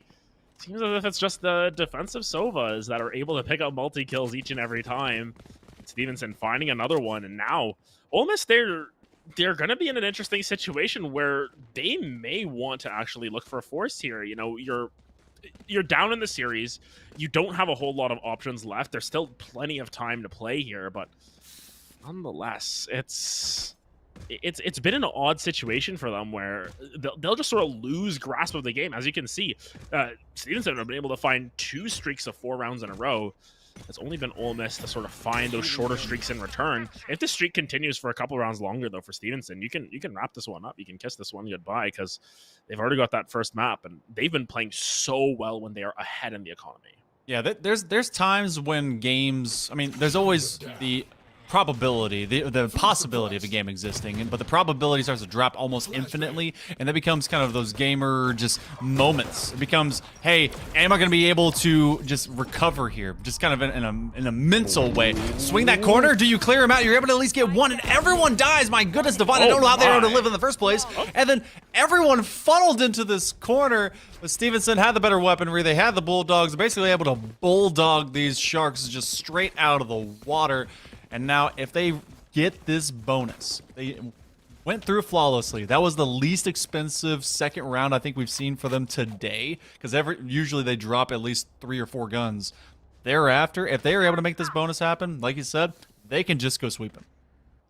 And looking at the buy on the opposite side, it's a Guardian, there's a Bulldog. It's not the cleanest of full buys coming down. There is a lot of agency to potentially fight back if you're the side of Stevenson here. Even get a little bit more value off of just the small things, you know, just being able to find the scan onto one of those members as opposed to the knife getting destroyed. You can see the stacks sort of emerging on this A site. Of course, the Silva's just going to sort of sit there and wait, but it's trades out. And each time, you're just sort of taking one of these expensive guns out of the hands. Great paranoia comes down. Donald Jones and Devon once again trading out here. And now Devon needs to relocate. You need to find a different way in this drone. Not actually going to check them on the other side here. Devon, you might get a lot of value here. No, you're going to be taken down, but from tree, Fast finds another one. And now it is all down to Splash and the Spectre. But those health bars, they're not amazing. I've seen better health bars in my lifetime. Spectre. There's been cooler health bars. Different colors, different amounts, different numbers. Shock Dart trying to be able to take out Lins as they get very, very close. Will they cut out with Util? You have a Phantom versus a Spectre. It's who's getting caught with Util in hand first, basically, at this point. They're both with blades, and it's going to be Splash that does, in fact, win the bonus. They don't know where it is until they come over to Jenny. Surprise, surprise, it was a gift for Stevenson. You were talking about how rough that buy was to begin with. I think there was no more than maybe 200 credits or so per player for Ole Miss. Now coming up into it, they actually will be able to kind of force in because they did get that the previous kills. But I mean, it's light shields across the board. They have to win off this. Kyle has an operator.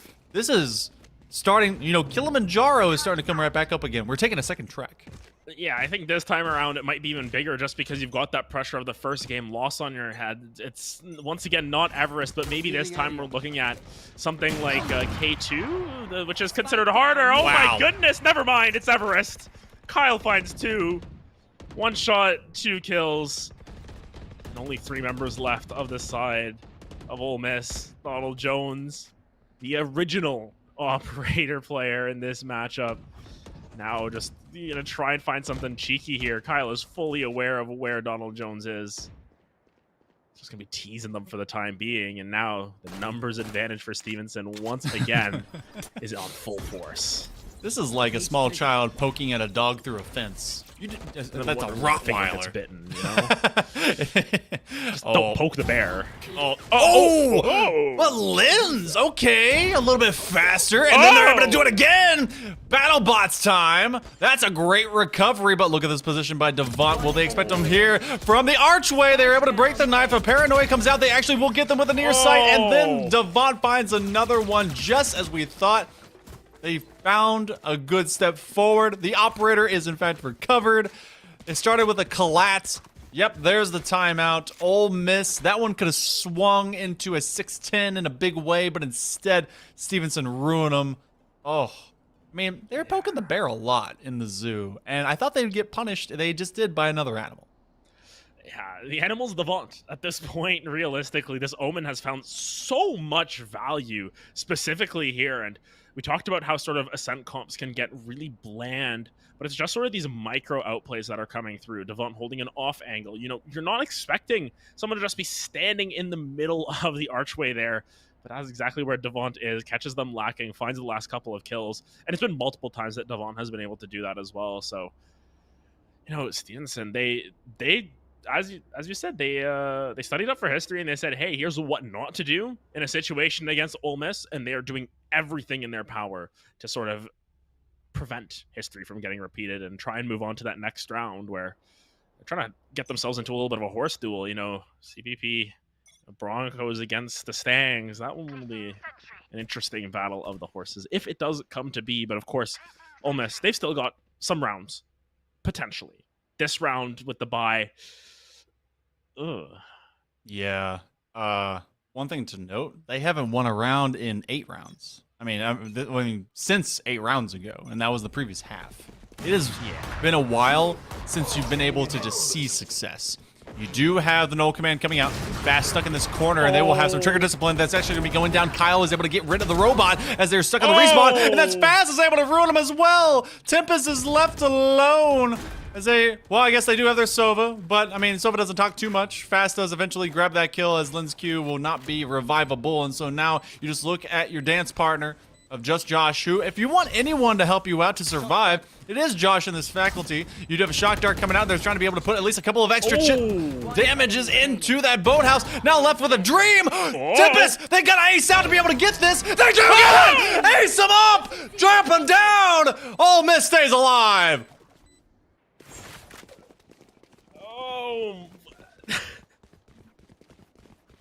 What was that? That was nasty. That was great. That was ridiculous from Tempest. Just, yeah. You know what? Yeah, that's all that needs to be said. Yeah. Awesome job, Tempest. Awesome job. Got a clip before possibly losing.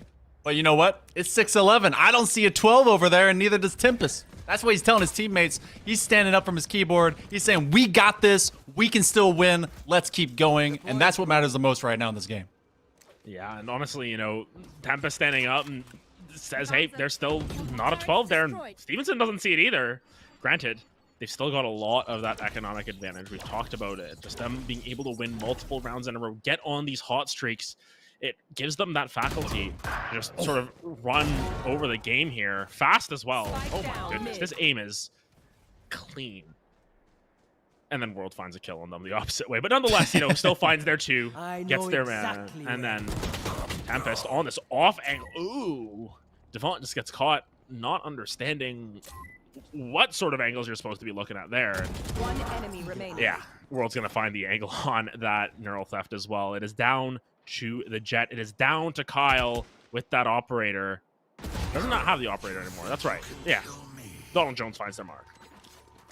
It becomes a couple of round swing, and I don't know if how much of it was a meme at the time. Maybe they have a pretty hefty bank, but yeah, the Odin got picked up. There was an Odin investment by Splash, which, you know, is the most traditional play of the game. You get an Odin, you play dog, you get a recon bolt.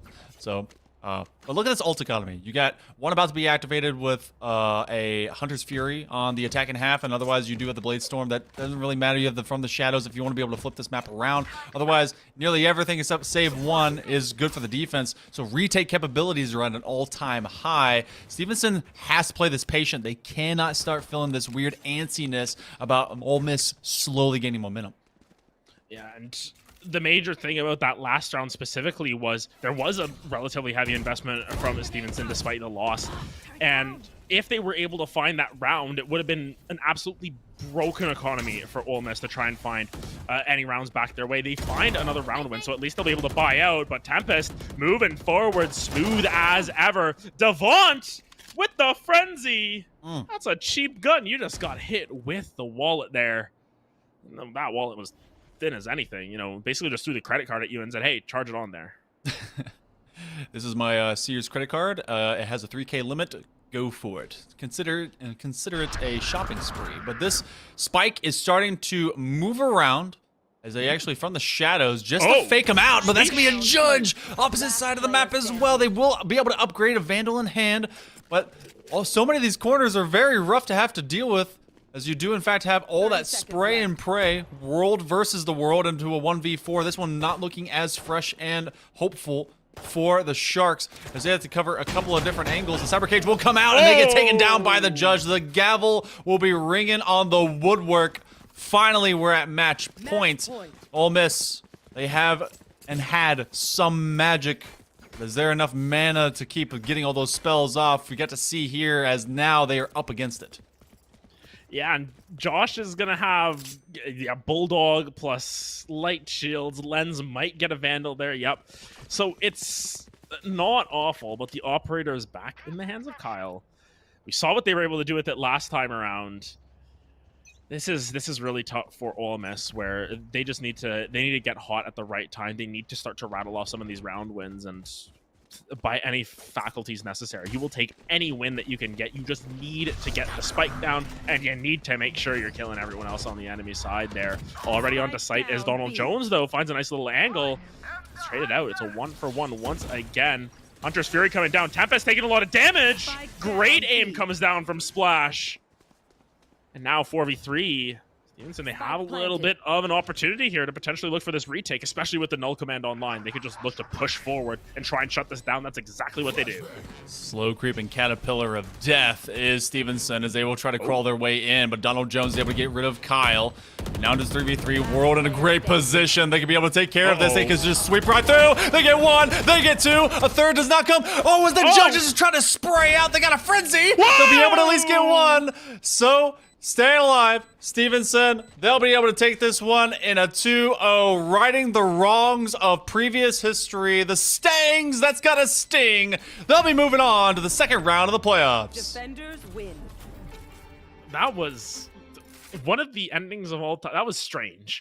Yes, the long-range judge and the clip, just throw the frenzy at the end and somehow it works. But, as we said, by any means necessary, Stevenson University are going to try and close that series out. And honestly, Ole Miss, that ace from Tempest, it just gave that little hint of possibility in our minds, I think, there for a little bit. Just Stevenson, they were too strong. They just had the aim differences. They had the strategy advantages today. And unfortunately for Ole Miss, that ends their playoff run. They will not advance. But for Stevenson, they've got a date with CPP down the line. That one's going to be a tough matchup for them. But honestly, congratulations. Great performance from both of those teams. But Stevenson just showing that they were the better team today. It's also showing just great adaptability and recovery from the regular season. So we're going to see if we can get an interview for you guys, maybe talk to them a little bit about that change up into this postseason. Stick with us. We'll be right back.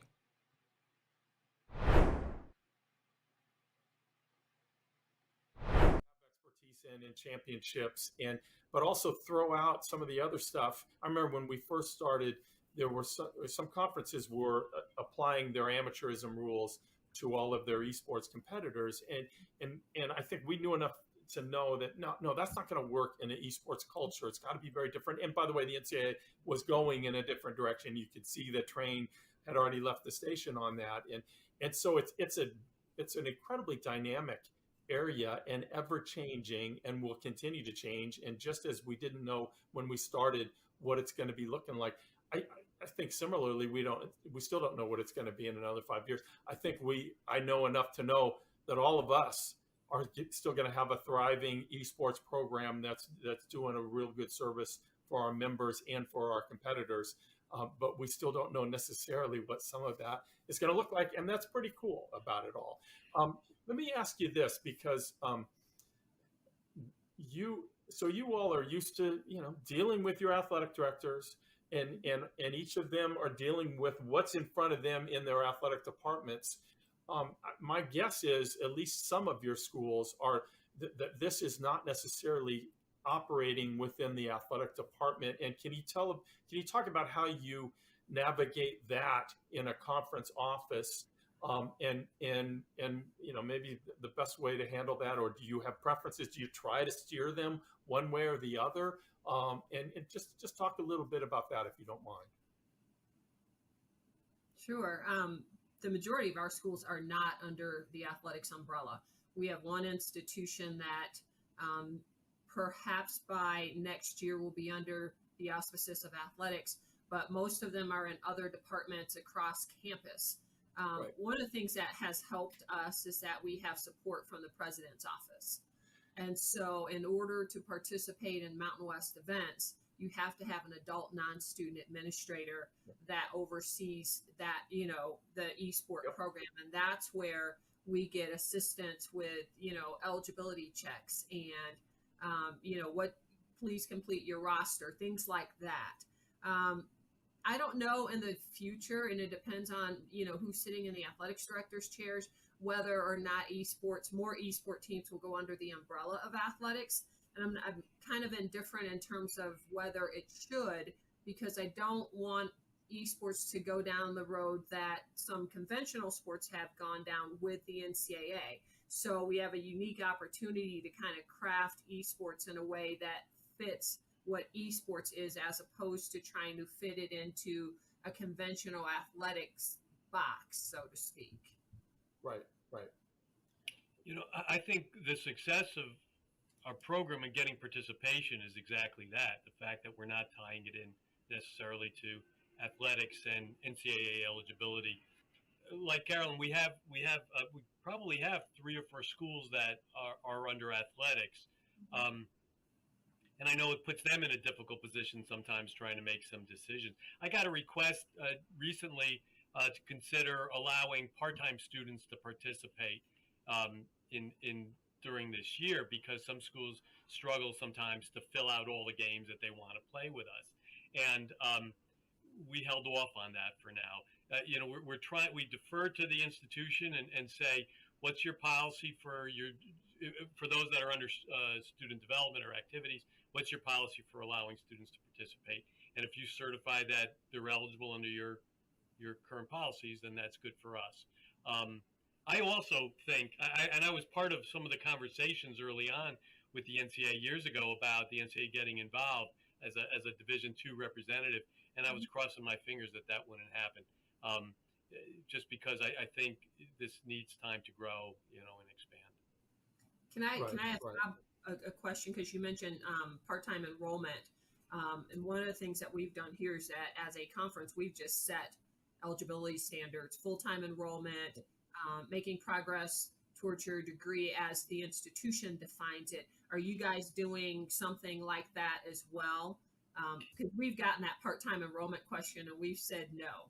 Yeah, no, I don't think we've gotten that far down the line, Carolyn, to ask for that. I think we kind of put it on the institution, but we do say that the student has to be a full-time.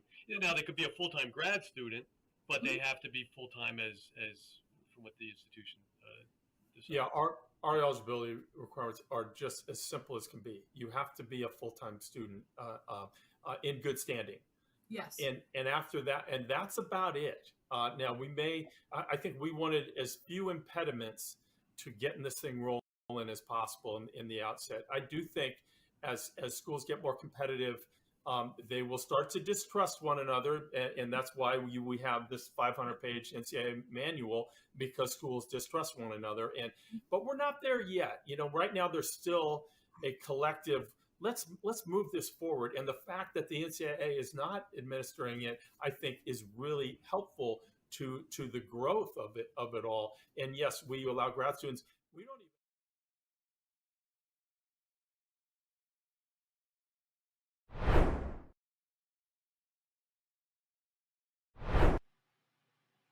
Welcome back, everyone. In fact, we do not have an interview, but that's because there's another match for the likes of Stevenson coming up almost immediately. They're having to face off against the Broncos. And before we tell you guys about what's coming up right now and also tomorrow, Adam, how do you think these guys are feeling and how they're going to be able to act against the #1 seed? It's kind of a rough draw. You take down your rival that was literally your mirror image in the regular season. Now you immediately have to up your game going to round 2. Honestly, with how they looked, I think they're going to feel pretty good. They're going to come in hot, and I think there is a chance that they can do well. And especially with how this playoff seeding and everything worked, with how many teams are still involved in it, there's always the possibility for upsets. And, especially single elims, when you're in best of 3s and all of that, it can get really down to the wire in a lot of those situations. So sometimes, if you're just coming in hot and you've got, that bit of momentum behind your back, you can come in and you can just find yourself some victories. Granted, the opposite side, CPP Black, they're coming off of some really strong performances in CVAL specifically. They have moved on to the top 8. They were able to take down the CVAL Winter champions from the West in demigods on their path as well. So both of these teams coming in hot. It's going to be a battle of the horses, and whoever can sort of rein themselves in a little bit will be the one to end up on top. So that one, definitely an interesting series. But of course, there's other matchups that are going on right now as well, Monkey Man. They very much are. In fact, away from that 2-horse race, you have what's going on right now with Overwatch, as we are currently in the midst of UCI versus Maryville for Overwatch 2. That's going on the main Esports U channel. And of course, tomorrow, as we're going to have some Overwatch 2 as well as Rocket League playoffs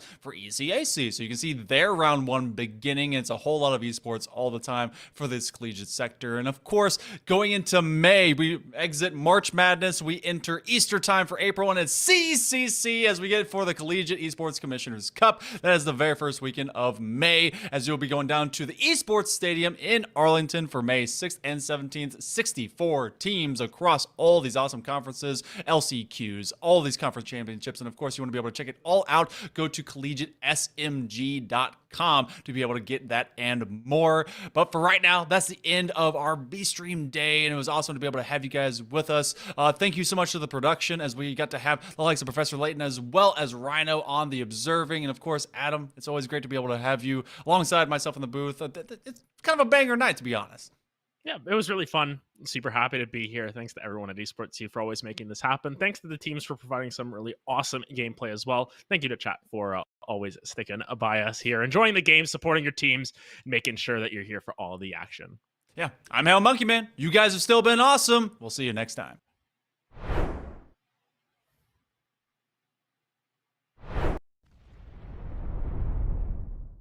We're at the Collegiate Esports Commissioners Cup. Let's make some noise.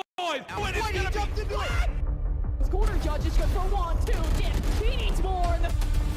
They're doing even more here. You gotta touch the point. Mr. Collins walks it in.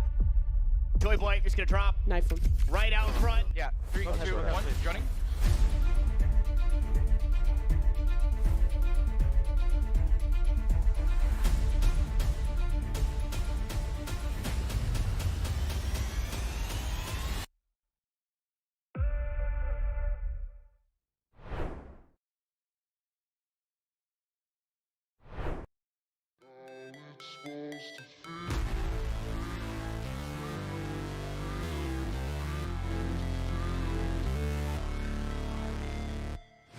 Never break, always fight, never quit, do it right, play the game, win it life, have no shame, there's no time, feel the pain, live the grind, I could change, in my mind, pick a lane, commit and climb, the only way to win it life, I never miss that fact, taking big. That's so cute. UCF, and it's really cute. I'm gonna move down here. How do we feel? The odds for UCF? What are we thinking? They got it. No, we got this. We got it. We got it. Go Knights, charge on. 100%. My friend Nick is behind you. He's gonna record it. Don't look at him. You'll ruin the shot. Don't look at him. Don't look at him. Come on. Oh, let's go! Let's go!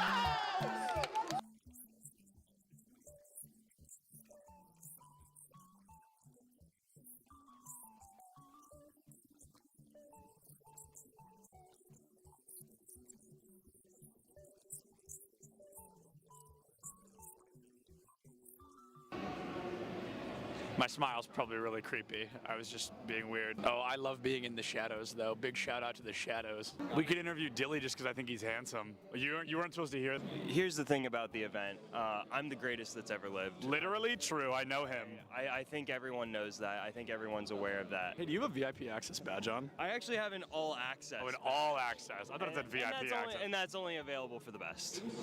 That's true. He's right. That's a main stage TO right there. If this goes live, I'm suing everybody. It's all right. A video of me, the first clip is me saying, don't put that in. And then it was the first, cut the cameras. Oh, you're recording already? Great. So this is this is Bay State versus UCF. I believe something that we saw yesterday on day 1 of the tournament, but instead we're going to have that run back here. I think they're fighting for a spot in Grand Finals. Anarchy, one of the best Greninja players in the United States, currently struggling against a Terry notorious for that DLC privilege, being a very strong character with some very strong abilities. Greninja Not so much, considered one of the weaker characters in the game. A Falco player, one of the best in the United States, and he just got spiked by a Terry. Same Terry that took out Anarchy literally minutes ago. UCF still up by 2 stocks. This guy is looking to rip this team apart single-handedly. That is, I mean, nuts, to say the very least. Absolutely absurd. That was a disgusting spike. I cannot believe that happened. Will you hold the microphone so I can sign this? Sorry. For context, he's got a fan. He's actually signing something. He's so excited. What was it like to not hear my voice for 2 minutes? For 30 seconds, maybe. What was it like? Probably bliss. I was signing a mouse pad, which is really cool. I've never done that before. Nobody's ever asked me for a signature, so I'm going to start blushing, but I'm really excited about that. And then he wants a picture. Can you take a picture of us? I said, is it bad? She went, no. I'm going to go ahead and take that as a yes. Turns out I can't tie a tie sitting down. What do you think is the appropriate face-to-screen ratio for a Valorant player? Face to screen, like how close I sit? Yeah, like how close should a player sit? Personally, I play really, really close. I think it depends on your eyesight, but for me, I like playing close because it helps me focus on my crosshair. Is the value of sitting close, the crosshair being the only thing in your line of sight? Yeah, that's pretty much the main benefit of it. It's so funny how close some of these guys sit. Oh my goodness. What do you think is the healthy face-to-screen distance for a Valorant player? I think it's all kind of personal preference. I guess I would consider myself like pretty close when I play because I like to zone in on my crosshair. It is the second person to say that. It's all about the crosshair. And then what's up with the horizontal keyboard? I don't know, like it just kind of fits like the form when I'm close to monitor. Like I don't know, it might sound cringy, but I like to like be one with my gun, you know? No, bro, I feel it absolutely.